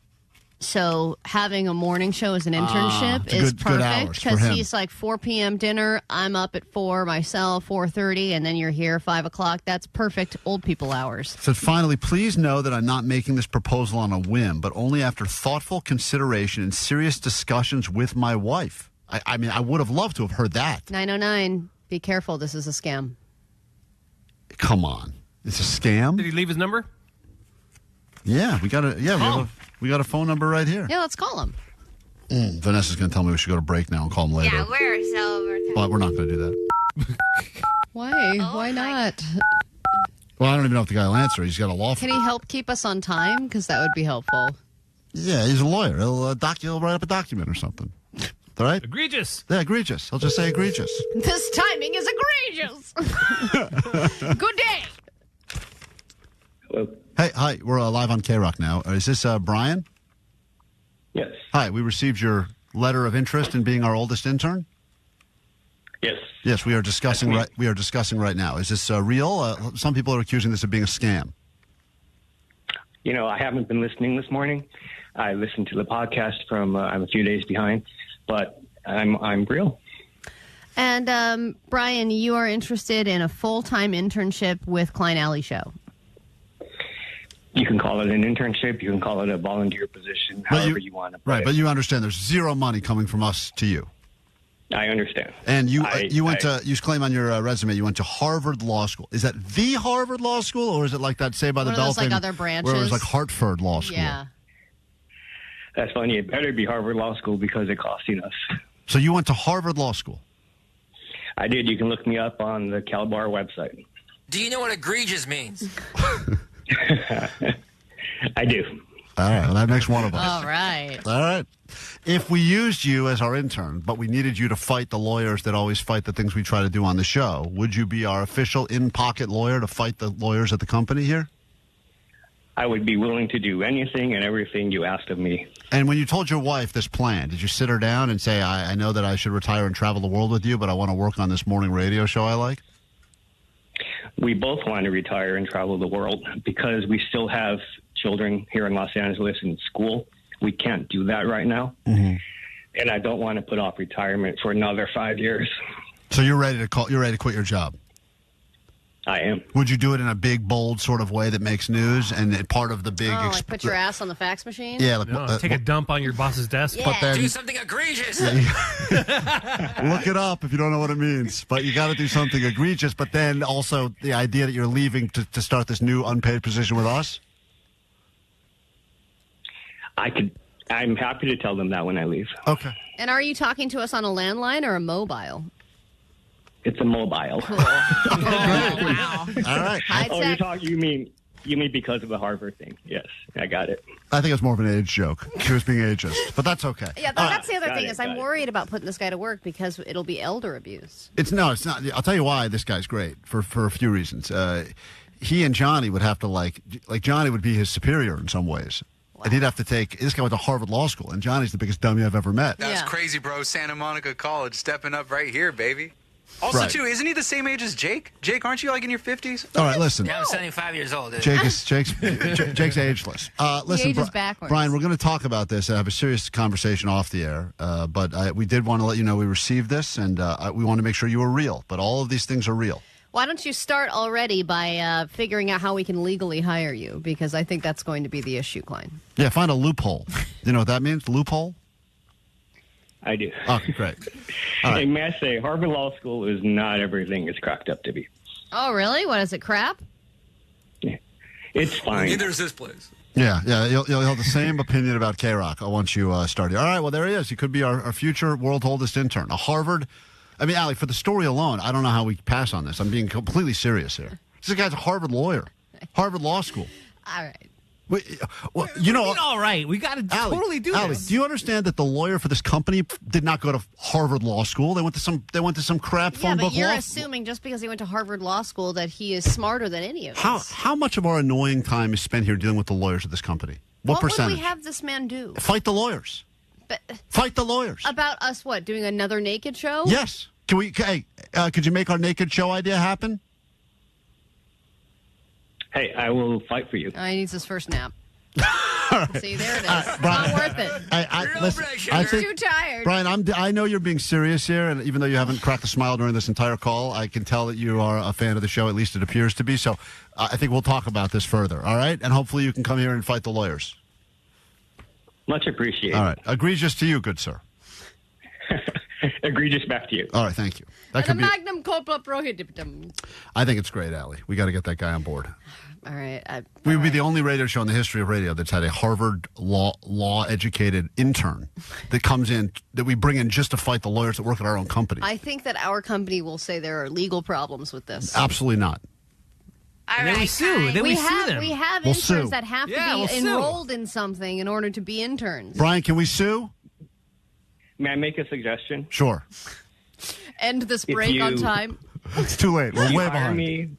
If you hire me on as an intern just to do gopher type work, and then after I get there, let me just do any legal work that you might want. Great. Okay, you're going to be doing Klein's taxes. Congratulations. I could use that. Yeah, a lot of back time. Hold on. Thank you. Klein. Alley Show. Klein Alley Show. 106.7 FM. KROQ. Tell you what.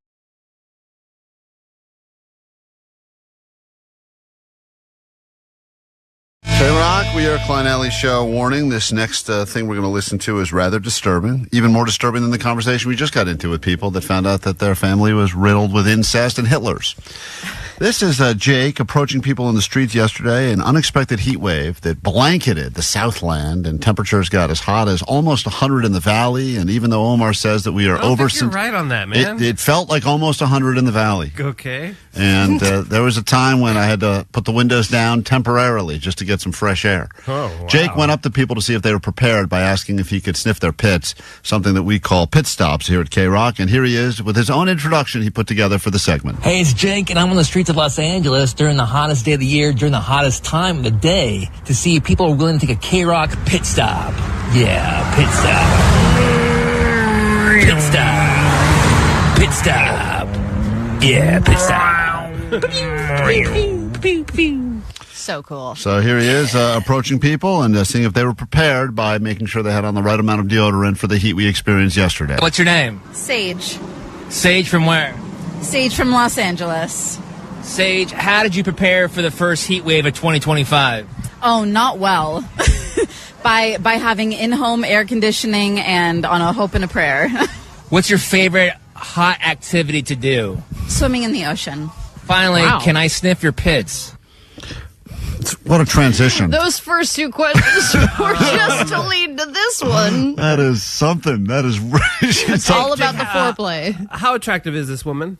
She's pretty attractive. She sounds attractive. Yeah, she's like swimming in the ocean. I mean, if you're going to go up to, do the pit stop, I mean, I would only approach attractive women. Well, let me tell you, this takes a weird turn before we get to, when we get to the fourth person. Oh, watch out. Finally, can I sniff your pits? No. Oh, no. That took a turn. She wants no part of that. No, you sad man. Neither of us would enjoy that. You're right. This has been a pit stop on KROQ. Pit stop. There we go. No! You're making them do it? That's great. That's amazing. All right, moving on. Jake goes up to the first sweaty guy. That's the sound of her car getting away from him as soon as possible. Actually, that's a real car leaving, Yeah. Jake. Here's the first sweaty guy Jake found. What's your name? My name is Hiram. Hiram from where? City Terrace. Hiram, how'd you prepare for the first heat wave of 2025? I drink a lot of beer and stay cool. What's your favorite hot activity to do? I would say just chill at the beach. Finally, can I sniff your pits? Nah, bro, that's cool. Thank you for saying that. This has been a pit stop on KROQ. All right, cool. Rock. Islos. Pit stop. Pit stop. All right, so he got a couple of... didn't do the rear. He didn't do the rear in that time. Now, Jake I did think he was not... about to get punched. Jake did not only get nosed, though. People started turning around, appreciating the service we're providing to make sure that nothing worse than being with someone that's got some rank BO because they forgot the deodorant up on a hot day. So Jake, once again, finally found some takers. What's your name? Trisha. Trisha, how did you prepare for the first heat wave of 2025? I was not prepared. I was zero prepared. That's why we're doing the pit stop, to make sure people are prepared for the next one. Because all of a sudden, one of those days, you forget deodorant. You hope it's not a day where temps are getting close to 100. I thought it was going to be cold. No fans, no heating, cooling towels, nothing. Not prepared. Now I am. What's your favorite hot activity to do? My favorite hot activity to do in a heat wave? Yoga? I would say yoga, yeah. Finally, can I sniff your pits? You asked the same 2 preliminary questions to everybody, Jake? Yeah. He wants to make them feel comfortable before he...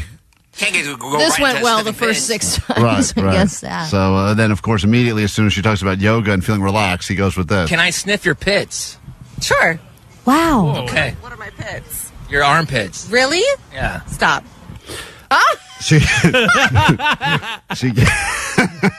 Is she getting out the mace now? She or? gave him permission and then realized, what are pits? What are pits? Your How do you not- armpits. Oh, God. What they're asking me to do.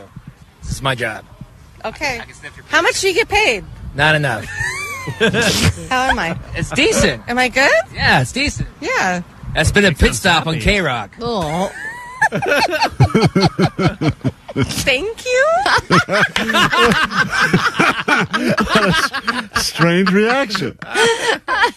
You think when she gets home, she's like, hey, How was your day? Yeah. I got a pit stop on KROQ. What is that? Well, a guy wanted to sniff my pits. Now, we only have time for one more. I mean, there's a few more he's done here. I feel bad not airing all of them because Jake went through the trouble.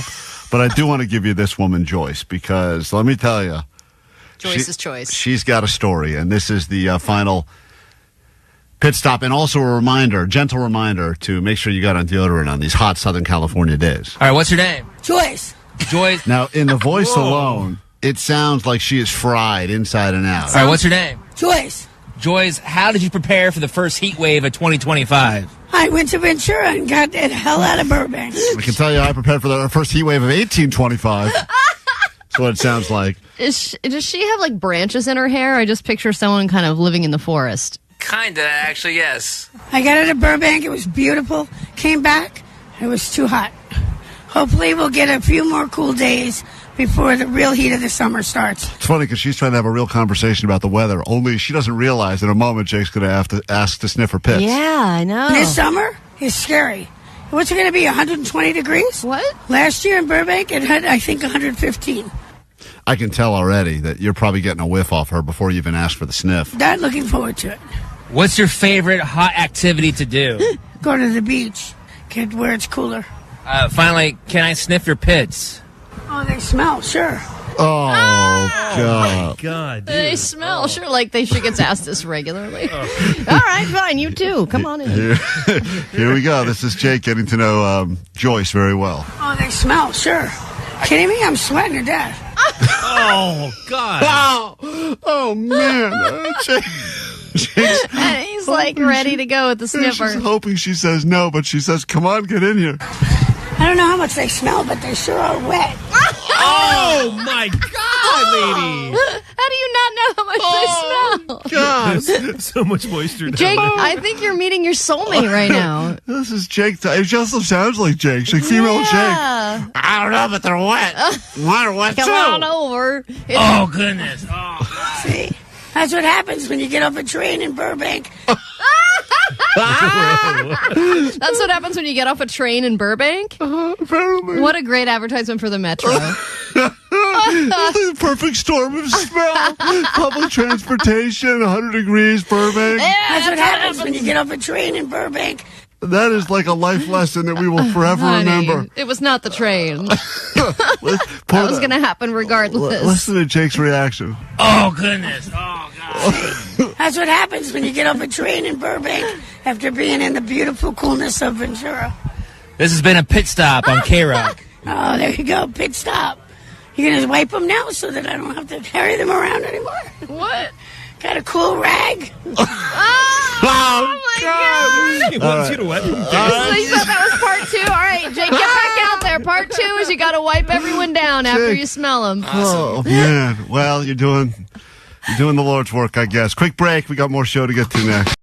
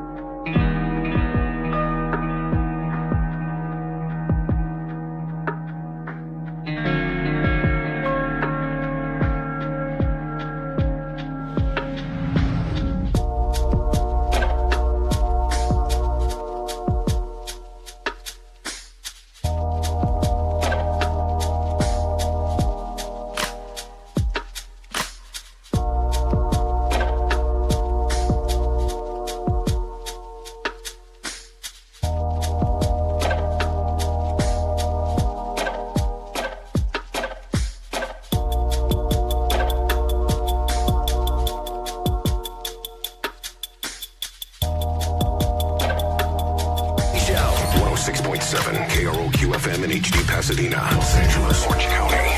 This is the world famous K-Rock.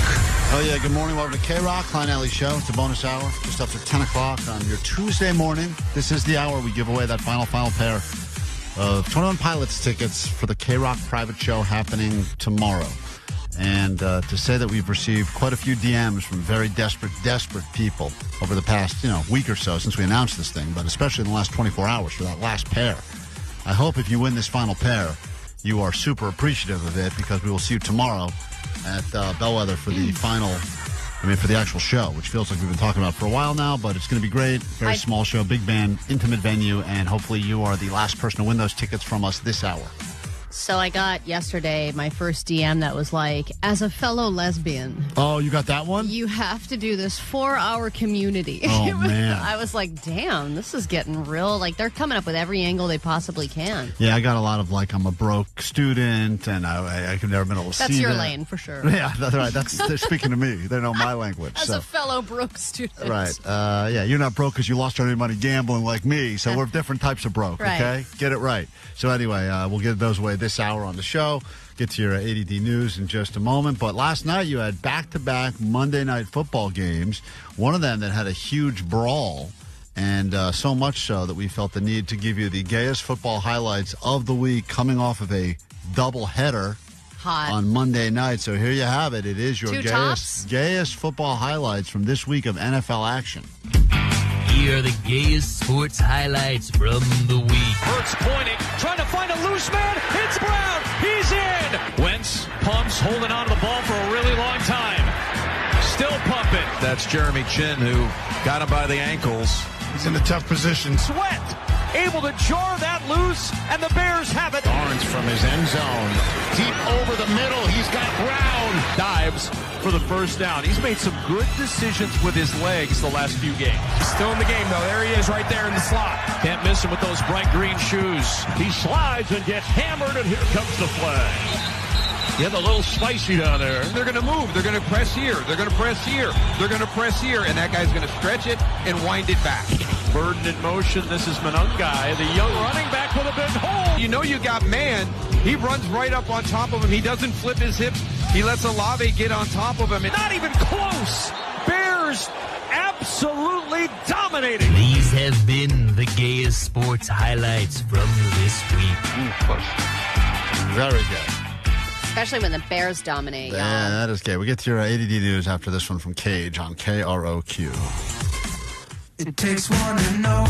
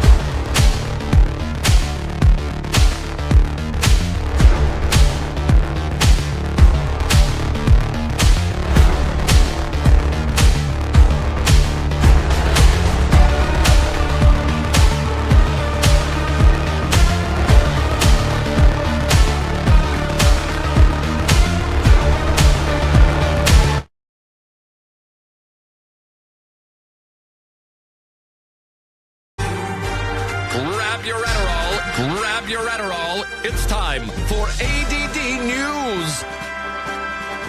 All right, happy Diwali. This is the holiday that Gavin Newsom has officially added as a day off in the state of California, which will start next year. It technically started yesterday and then ends this evening. Yeah, so I'm unsure if we would have to pick one day or if you get both of the days. I don't think it always falls on both days. BOGO, dude. BOGO! In India right now, they're having mega parties, huge celebrations, lots of drinking, lots of very colorful fireworks, every firework that you can imagine. It's like the 4th of July over there, and we got to get in on that, but here's the issue. Next year, Diwali, according to Google at least, is on a Sunday. So what do we do? Do we do the Diwali Day Observed? I don't know if we're in that territory yet because this is a fresh holiday for California. Yeah, Sunday, no one thinks that counts if the holiday falls on a weekend anyway. So usually you have to move it to whichever weekday it's closest to. Right, but because... Or to choose your own weekday. I mean, I love that concept of a holiday falls on a Sunday. You get to pick any day you want this week and just not come in. Yeah, but I feel like that never gets taken seriously. And here's the thing. With a brand new holiday, we got to do it right. Got to do it right the first time and set an example. Hey, this is the day everyone takes it off. Yeah, well, this company really screwed us with Juneteenth. Big time. Totally. Big time. And that was a federal holiday from, that's been a federal holiday. Whatever, mister, I want to be alive. It was the first federal holiday. Not Juneteenth. I respect Juneteenth. But it was because it was on a different day of the week, everyone goes, well, I don't know, maybe we shouldn't take it off, or let's weigh the climate of the situation first and decide how PC it looks or not PC to take the day off. Oh, we're not being PC this year? Okay, F Juneteenth. F Jews. What'd you say, Allie? Whoa. Allie. That's why Allie's here every Rosh Hashanah. You better believe it. That's her opinion.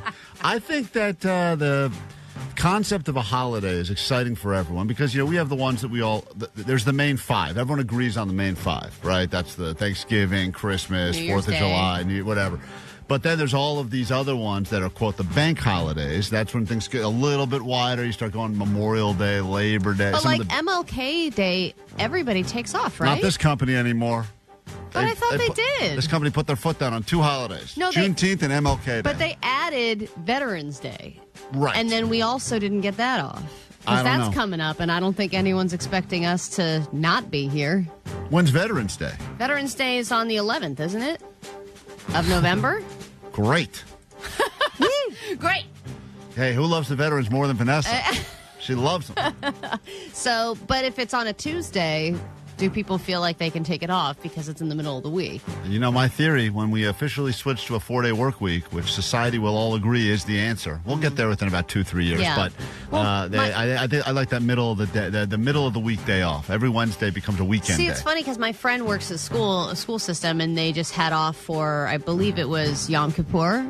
And she was like, it was weird because I felt like it was harder to get into the rest of the week, having a day off in the middle of it. Like she had to gear herself up and get back into it. Like she started going on weekend mode. Listen, there'll be an adjustment because the way that we've been conditioned our entire life is you work 5 days and you have 2 days off. And then eventually we will figure out that there's a better way. I'll get used to it. There's a better way. We'll adjust. Or we'll just phone it in for the rest of the weekend. All right. Obviously, the Dodgers, we know, are going to the World Series, and we know now who they are playing. They're playing the Toronto Blue Jays. It's the U.S. versus Canada in the World Series. And now, if you want to go but you don't want to buy tickets, all you have to do is follow Freddie Freeman, and you could possibly be going. If you follow Freddie Freeman and Chelsea Freeman, his wife, on Instagram, and like the post that they put up advertising free World Series tickets, tag 3 friends who would like to attend the game, and then you can, I guess each tag counts as an additional entry, and there's no limit as to how many times a person can enter the giveaway and tag people. So if you share the post on stories, tag Freddie and Chelsea, you'll also get 10 extra entries. Why are they doing this? Don't they do this every time they're in the World Series? I remember them doing something similar to this last time. They did do this, yeah, exactly. It's a very, look at me kind of thing, in my opinion. Well, it's funny because I think Freddie Freeman is a very likable, very selfless guy. At least that's his reputation, right? Is there a charity play here or no? Right, yeah. Is there a charity? Like every person who tries to get them, they donate $10 to a hungry kid or something? No, it's just so cringe because they use it just to self-boost themselves, and it's so annoying seeing all these people it is, then. just repost this and stuff. Huh. It's so annoying. I just saw the buy-in price, if you want like the worst seats available, is about $800. A little north of 800. That's the buy-in We're price. going to try to get Jake in? And then Jake doesn't care anymore because the he doesn't. Mariners, That's right, the Mariners. Mariners lost, so he doesn't have to sell his kidney. He was all excited to sell in Oregon today, and now he doesn't have to do that. It looks like they also would give away regular season matchups, playoff games, and National League Championship tickets as well. What's your plan, Jake? I don't want to say. It's going to give it away.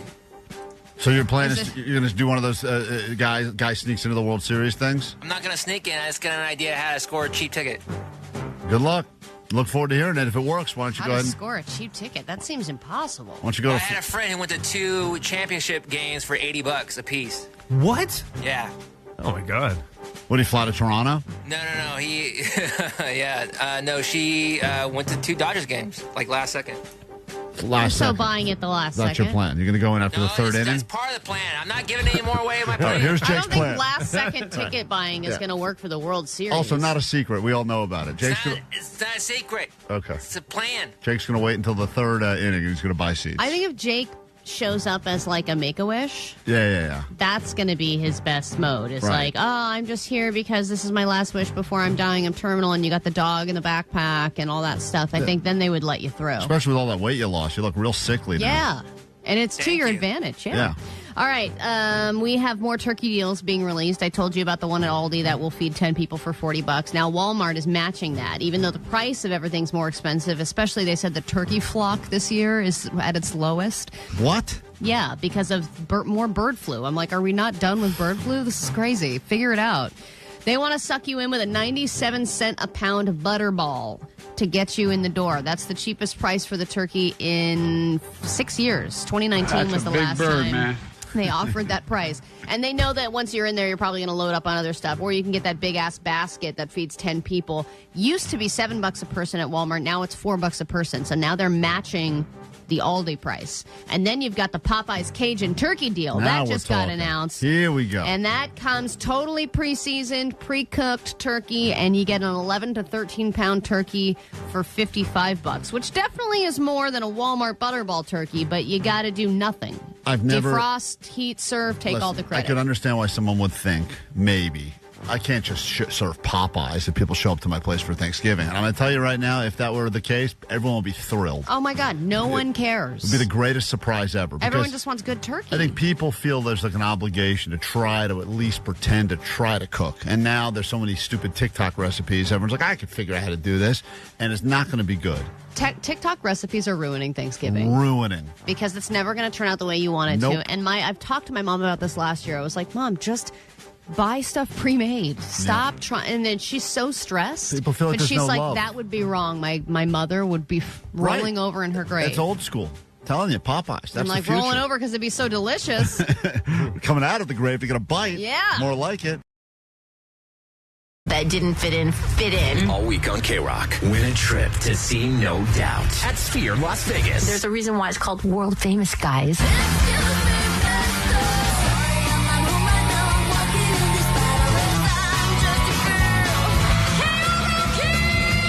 Listen for the song of the day for your chance to win round-trip airfare, a 2-night hotel stay, and a pair of tickets to the show, courtesy of Live Nation. Hello.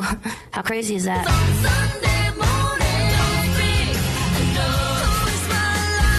Keep it on KROQ to win. KROQ is our home. KROQ. Hey.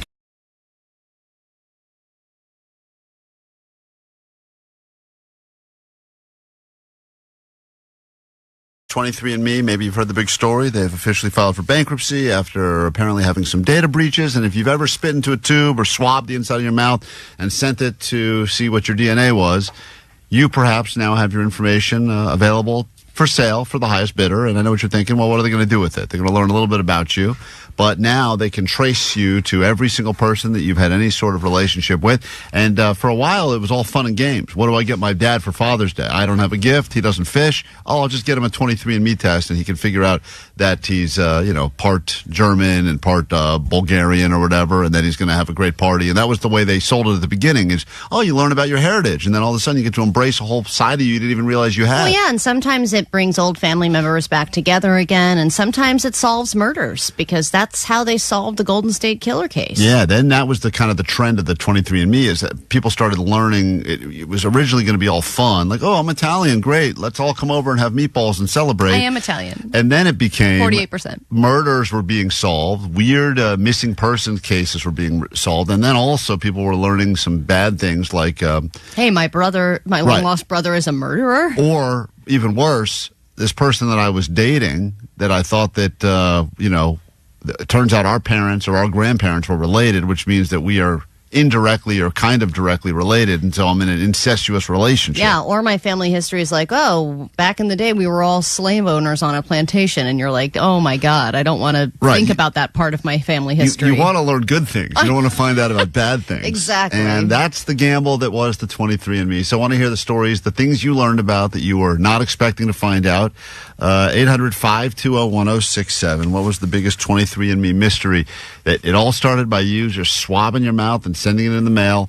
We'll give away some tickets right now to see Ricky Gervais, the Hollywood Bowl, on May 31st for you sharing your stories with us. And go ahead, Taylor, we'll start with you. Sweet divots. Sweet divots to you. What did you learn about on 23andMe? So originally my mom told me my dad died. So I went to do the ancestry to know who I am and my nationality. And my dad popped up on my ancestry. Wait, how did she say your dad died? Well, growing up, I already had a stepdad. And so I asked her when I was 23, who's my dad? And she's like, oh, he committed suicide when you were young. Whoa. And so I just went with that. And then when I did ancestry, I actually got matched with a whole family with a whole last name that I never even heard of. Reached out to my mom, and I was like, who the heck are these people? And they're like, oh, sorry, Taylor, I got the wrong guy. So did you ever reach out to the new dad? Yes. I reached out to new dad. He has 2 daughters. He lives in Vegas. I'm in Anaheim, so we're not that far apart. So it's been awesome. He's alive. She wasn't trying to make you believe that your dad died. She thought it was a different guy that was your dad. Turns out she was wrong. It was a different guy who got her pregnant. Yeah, so she was seeing basically two guys when she was younger. Didn't think the other guy was my dad, but that's not how it works with genetics, because I look like the guy who passed away. So how do you know that maybe there weren't more than 2 guys? There could have been. She didn't tell me about this guy who was my dad. I know, so there could be more. That's good, Allie. Let's put more thoughts on this poor girl's head. I have siblings now. I got cousins now. It's awesome. And they're all in Vegas, so you got Vegas hookups, which is the best. Yeah, love it. I see them twice a year now. It's been awesome. Adrian, what is the mystery that you learned about by doing the 23andMe test? What's up? Well, it's not a 23andMe. Good morning. It's not a 23andMe, but what happened, I have a old co-worker, and he and his 2 siblings went and got tested to see if they were a donor match for a kidney transplant for their older sister. Long story short, they found out that they all had different dads. That seems to be the biggest story, huh? Yeah, I thought my dad was my dad. Right. It's always the dads for some reason. That's the problem. I mean, Omar, is living proof, because not only did his actual biological dad desert him when he was only 2 years old, but then his new dad had a whole secret family. Mm-hmm. So it seems like dads are great at keeping secrets. Now it seems like a horrible Father's Day present. Yeah. Here's all your secrets. Yeah, if you're a dad, you get a 23andMe for Father's Day, you should just flush it down the toilet. Thank you, daughter of mine. I'll definitely send this spit tube. Aaron, what is the mystery that you uncovered because of the 23andMe? Stories you won't be able to tell pretty soon now that the company's filed for bankruptcy. What's up? All right. Well, okay, so I'm white. My husband is black. And through 23andMe, we discovered that we actually have a cousin in common. So does that make you second cousins? No, we're not related to each other, but it turns out that this cousin of his, that we always knew was his cousin, was mixed, and she never knew her father, and so she went and did all the 23andMe and Ancestry and stuff and found her dad. And then a few years later, my husband's son and I all did 23andMe because we thought it would be fun. Mm-hmm. And so this cousin, when we were looking at relatives in common between my son and this cousin of my husband, several of my relatives came up, and we realized that she was actually half Ashkenazi Jew. I'm related to her through her father, and he's related to her through her mother. So it's just. Would you rather not have known any of this? Of course. You don't want to find out the guy you're married to. You guys have a cousin in common, because even though technically she's made the argument we're not related, it's close enough. It was pretty wild, and having sex with cousins is wild. Allie knows. Allie slept with her cousin, and also I didn't need 23andMe to sanction that. I don't know if you're watching White Lotus these days, but incest is all the rage. It's trending in a big way. So you're a trendsetter, Aaron. Congratulations. It's trending in a big way. Incest is back, baby. 2025 is the year of incest, everybody. Get it! All right, pull that clip. Renee, go ahead. You're on KROQ. What's up? Hi, guys. I did the 23andMe because I was adopted. My husband gave it to me. It turns out that I have a half-sister that is 2 months and 1 week younger than me, and a half-brother who's a mayor in BC, a half-brother that committed suicide. But the kicker is, when my biological dad got my mother pregnant, he dumped her, and then she called Homeland Security or whatever it was back then. He ended up marrying a 14-year-old, and that's how my younger sister is to be. He got deported back to Canada, but she's back in the United States now. Whoa. Yeah. That is Child Jerry. bride. Jerry. These stories are so wild. bride stuff. If you think about this, once again, the idea, if you remember the original commercials, it was all just like, it was like a guy who took the test, and then he realized he was French, and he went out and bought a beret, and he ate a baguette, and he's like, hey, I can finally live my true life. I know, those commercials are not accurate. Yeah, you're not seeing the commercial it should have been, which is this woman discovers she's got a 14-year-old mother or something, whatever that story was. Yes, my father was someone I Christ. didn't know and got a 14-year-old girl pregnant. Oh, man. Every single line here, it's like all... I wonder if anyone learned a good thing. I mean, I guess that first woman we talked to that found out she had relatives in Vegas and her dad's not actually dead, that's, I guess, a good story. I think the best thing that could come out from it is like, my great-great-grandfather was on the Mayflower. Yeah, I mean, maybe. Stuff like that, like they were a part of history. Yeah, unfortunately, we're not getting a lot of that. Luna, maybe this is a good story. Luna, do you have a good story you learned from 23andMe?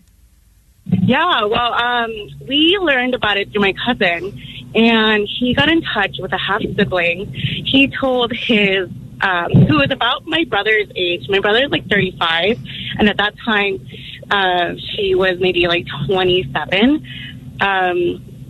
So ended up happening, he told his dad. Dad's like, oh, well, you can't like tell anybody because it's going to affect.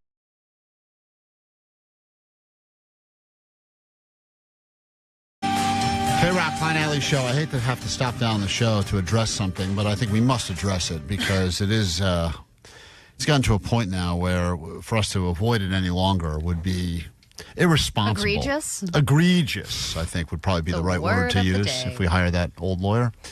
So, Allie's been accused many times on the show, on air, of mushing a variety of things, people and teams, and sadly, we've lost a lot of actors and actresses and other people that you've mentioned. Companies that were once very profitable have immediately gone bankrupt after you talked about liking their product. It's gotten really out of control. I still got stock in Beyond Meat and Peloton, both tanking. And those were doing great. And then Allie jumped in, bought one share, and that was enough to just completely... I mean, billions of dollars lost overnight. I think NFTs were going to take over the world, and she bought you one. Boom! NFTs game over. And the next day, this isn't like, that she was wrong a year later. It was like the next day. Mm-hmm. The mush power is so strong, even listeners are writing songs about it. Allie Johnson's here for Mushin' Effects, as mushy as it gets. Mushin' all day, and by night, she's mushing all your bets. If you like a team and she likes it too, well, I'm sorry to say that you're kind of screwed. She's the biggest mush, and she dresses like a dude. Now watch her mush it. Wow. Mush it. Got insulting at Mush the it end. good. Mush it. She is the mush. Mush it real good. Mush it. But the fact... Mush it good. This will shock everyone. Mush it. Mush it real good. Because I saw an article yesterday about a celebrity that is in the process of, I guess, being canceled now. And it's someone that the world has universally loved forever. I don't think there's been one bad thing ever said about this person. And the only reason that I bring this up is because the day before, you not only met this person, but you posted basically a video saying, you won't believe who I met and how nice they were. And then the mush power took over, and it was as if the universe heard you say this, and now there's an article I smite her. that says, Dateline reacts to Kristen Bell's tone-deaf anniversary post to Dax Shepard. Now, Kristen Bell is someone that you probably haven't heard any controversy about because she is one of those people that is just universally loved. Well, and if you listen to the Armchair Expert with Dax, Dax Shepard, he talks about how she lives her life through kindness. That's her whole motto, right? Is just being a nice person. And you met her, and she, I guess, gave you a compliment about your hair. Yes, I have it, actually. So- I just got the file. Before you play you and her chatting with each other, play this video you posted, because this video you posted was very self-serving, and it was a real, like, oh, I know famous people.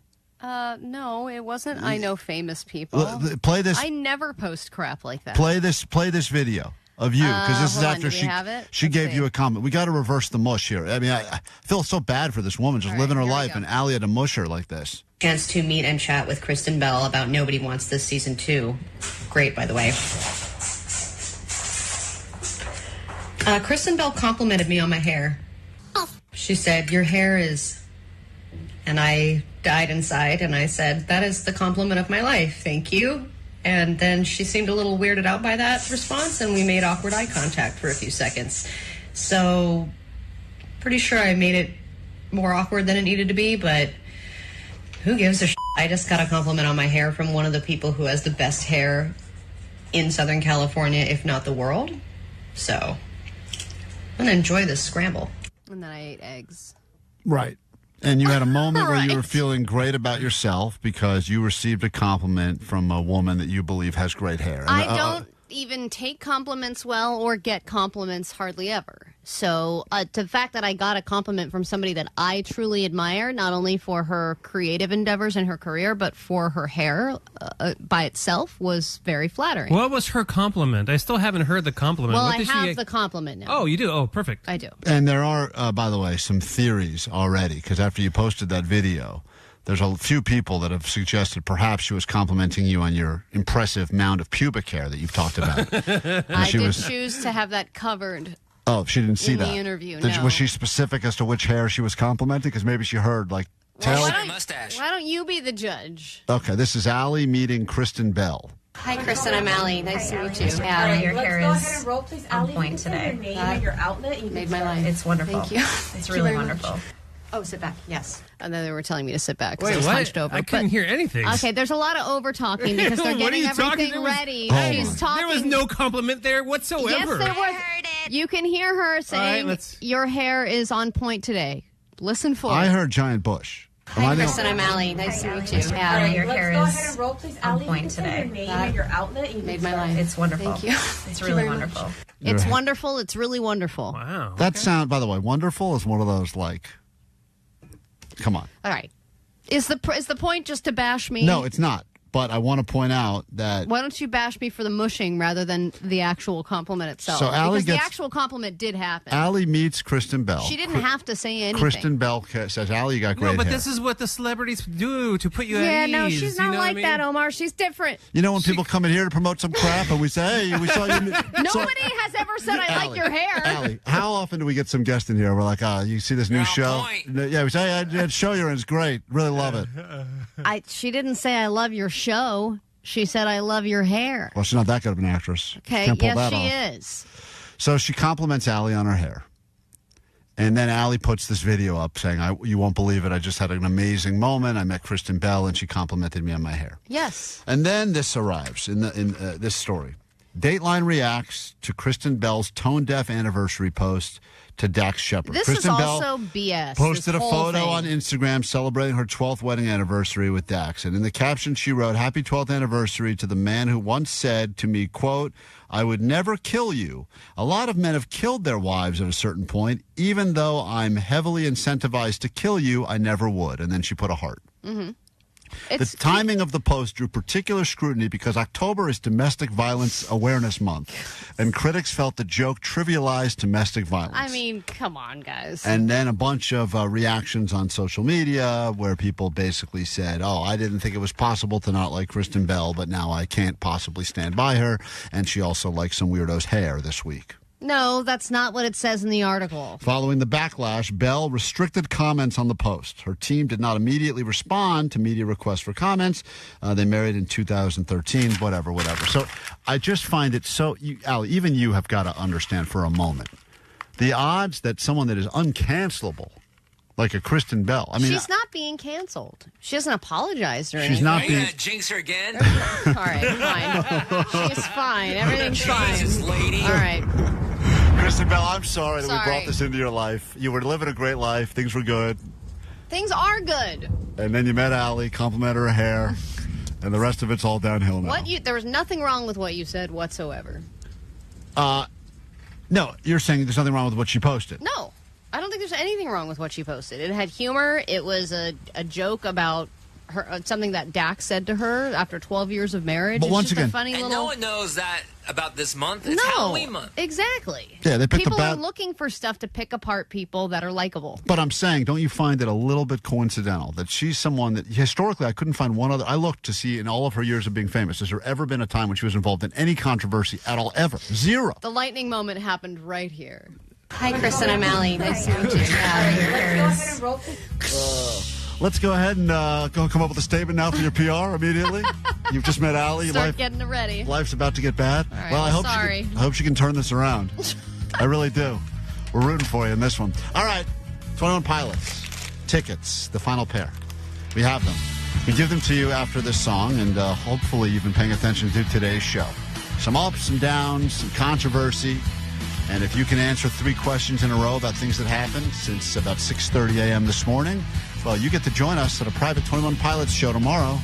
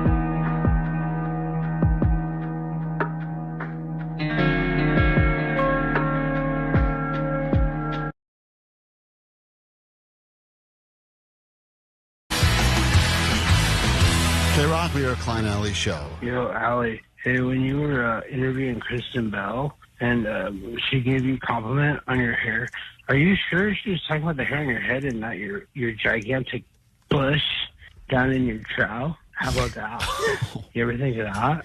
Could have been that. All right, thank you, sir. We've already explored that theory as well. I can't believe I didn't respond with, do you mean the gigantic bush down in my trow? That's what you should have said. Would have figured out another way to ruin her career. If we pick you up in a moment, give you the opportunity to answer some questions about today's show, I hope you do well. I hope you get 3 in a row right so that you get the final pair of tickets to go see 21 Pilots with us tomorrow at a private KROQ show. If the question were to be something like, which celebrity's career did Allie single-handedly destroy after meeting her one time, the answer would be Kristen Bell, and that's how it works. It's all things that happened on today's show, and you had to have been listening to do well. It's time for the Klein Alley Show Quiz. The Klein Alley Show Quiz. That's funny. Titi Kaga. I don't have fleas. I have ants. This Gregor likes Walmart. You never call. Ozzy. I'm with you, Hitler. Bitch. Say hi to our first contestant. And as you've heard, if you've ever heard one of these before, you know that it oftentimes does not go to the first contestant. Sometimes they get 1 or 2 questions right, but to get 3 in a row right is difficult. And so do not be discouraged if I do not pick you up right now. Hopefully I get to you next, unless Kiana from Santa Monica is able to do 3 in a row right. Kiana, what time did you start listening to the show this morning? I started listening at 5. And Nice. is that because, and you can be brutally honest, because you're a fan of anything that we are doing, or because you just desperately want these tickets to see 21 Pilots? Be honest. Honestly, because I want these tickets. Okay, I appreciate the honesty. That's okay. Thank you for that. Hang up on her. Was there anything that you heard that made you want to keep listening if you win these tickets? No. Honestly, what has really inspired me to keep listening is a lot of the call-ins. I just find them really interesting. Mm-hmm. So all the things about the show that don't involve us. No. That's fine. I hear you. No, I appreciate the honesty. All right, That's listen. okay. 3 questions right. What did you do to try to get these right? Did you take notes? How did you keep track of today's show? I have notes here. All right. She's got notes. Allie? Uh-huh. She gets to control. She gets to I get to control. destroy another life? Great. She gets to control her own destiny now. And the reality is, if you get 3 in a row right, these final pair of tickets are yours. If not, we'll go to someone else. So I'm rooting for you. Here we go. Question 1. We had a listener earlier today who called the show. His name was Jose, but he had the nickname Stink Eye. Why did he have the nickname Stink Eye? Because he got fat from his butt transferred into his eye for a surgery. That is absolutely correct. And did you look at your notes for that, or did you remember that by memory? I remember that. Okay, yeah. You don't forget a guy named Stink Eye. And we gave him a few names, but that was one of the best names. Third Eye Blind came in, I think. Third Eye Blind. Third Eye Blind. Yeah. It's a great name. That's a good one. We should go with that. I hope that guy calls us again. All right. Hey, you're off to a great start. Good First job. question right. We move to question number 2 right now. Only things you would know if you were listening to today's show, we think. Mm-hmm. We got an interesting email proposition from a guy that would like to intern for our show. But what made this applicant interesting? Because he was a lawyer who graduated from Harvard Law School. That is absolutely correct. Oh, keep going. Yes. And what else was interesting about this guy? That he wanted to do the internship. Right. He wants to be as he calls it, the world's oldest intern, even though he has a law degree from Harvard and is about to retire. He would like to work for us for free. Well, that's 2 questions in a row you've gotten right, but the first 2 are always easy. Are they?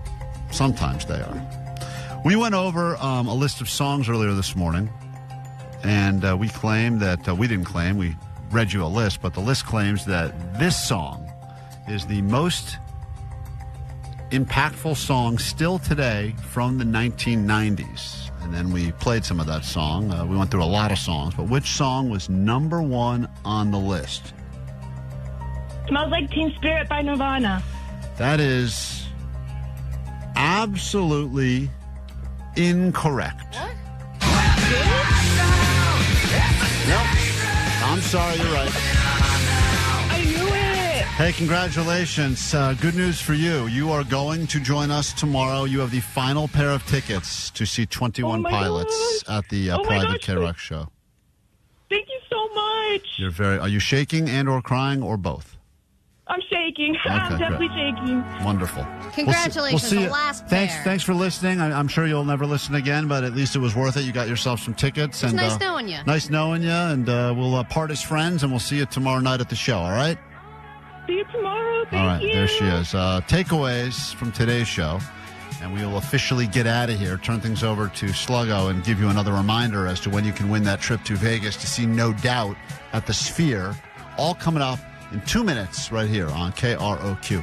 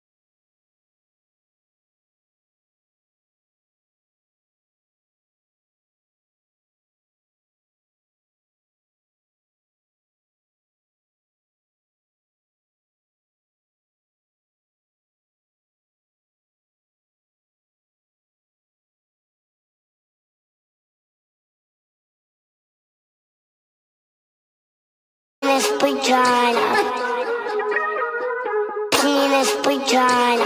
Penis butt. Poop. Pee. Throw up. Poop butt. Poop butt. Poop butt.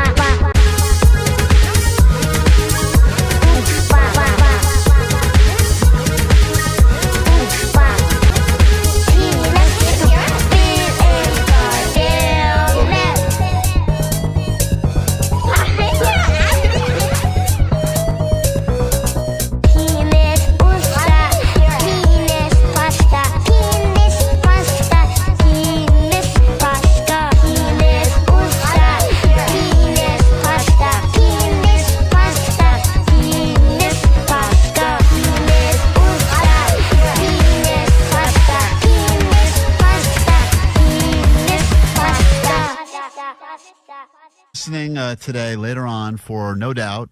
If you want to go see No Doubt in Vegas, it's going to be happening between 5 and 6 p.m. with Kevin Ryder, and you're listening specifically for the No Doubt song that is called Sunday Morning, which is confusing on a Tuesday. I get it, but that's what you're listening for, and then you win your trip to Vegas. All right, takeaways. What do we got? Right, let's see. 818, my takeaway is Good Night World. Oh, I have Vanessa saying that. Hold on. Nice. This was from earlier today in the show. I can't do this. Good night, world. Yeah, that's right. Well That's said. what she says when she goes to bed every At night. 7:30 p.m., Yep. if you listen close enough in Long Beach, you'll hear a child say this. I can't do this. Good night, world. It's all too much. 424, my takeaway is being a lesbian costs extra in toilet paper. Sure does. There are a lot of benefits, but that is one of the cons of being gay. 213, my takeaway is Omar's neighbors hate his kid ragers. 818, egregious. That's right. We're getting a Harvard lawyer to work for the show, so don't you worry. We'll be using that term a lot. 310, Klein Alley Show gained a new butt pirate today. His name is Turd Eye Blind or Stink Eye? And then 213, my takeaway, Allie felt up a coworker's vagina face. And 626, the Blue Jays need a win for trade relations. So root for the Blue Jays, according to 626. No, you're not reading the one from 818 that says Booty goggles. Allie hates Juneteenth. That didn't come through. Oh, wait, actually, there it is. Oh, I guess I skimmed over that. Yeah, here's the actual proof that you said that. F Juneteenth. No, that's... Oh, my God. I was talking about... That's so much worse. All right. That's not what I was really saying. I was just saying that in the F Juneteenth, ebb and flow of the way, it's just like, oh, what? Suddenly everyone cares about it and suddenly everyone doesn't. It's like a wishy-washy thing. Of all the Public terrible opinion. things Allie has said, is that the new worst one she said, Omar, do you That's think? pretty bad. I think so. What was that ice thing again? No. No. Why are you saying no? Let's not joke about it. People are really getting F Juneteenth. I agree. And people aren't going to hear this in context, and then we are just shooting ourselves in the foot and alienating people It who is don't fun- know the context of what we're saying It is because funny. it's funny to you only. Well, no, Omar finds it funny, too. We both Okay, find it two funny. people. Yeah. Is I that think really it's worth funny, it? Jake's in on it, too. I'm the one who pulled the clip. Is this the hill we want to die on? Yeah, because we do get emails. People, I checked out the show for the first time today. The first thing I heard was this woman yell, F Juneteenth, and now I'll never listen again. Exactly. Yeah. So why are we doing this to ourselves? I ask. 818 just said, I find it funny, too. So Great. that's 4 people. So 4. Great. All right, what's your takeaway from today's show, Jake the Nerd? We can find the benefit of losing. Yeah, we sure can. Allie, takeaway? F Juneteenth. All right, you said it again. You doubled down. Great. What's your takeaway for real? I'm not giving you a takeaway. Omar, do you have a takeaway? My takeaway is that the doctors are the OG but pirates. That's right. Oh, man. That was a good I'm one. pushing all of you. What's happening now? Allie, final takeaway, seriously. No. Give it to us. I'm not giving you a takeaway. Give us a real one. No. Come on. No. You can do it in an accent. Oh, okay. Canada needs to work on their anthem game, eh? God damn. That they feel that that you know they feel that 909 also finds it funny. Great, 5. For the these are not costumes. This is what they actually look like. I know. Klein Alley Show.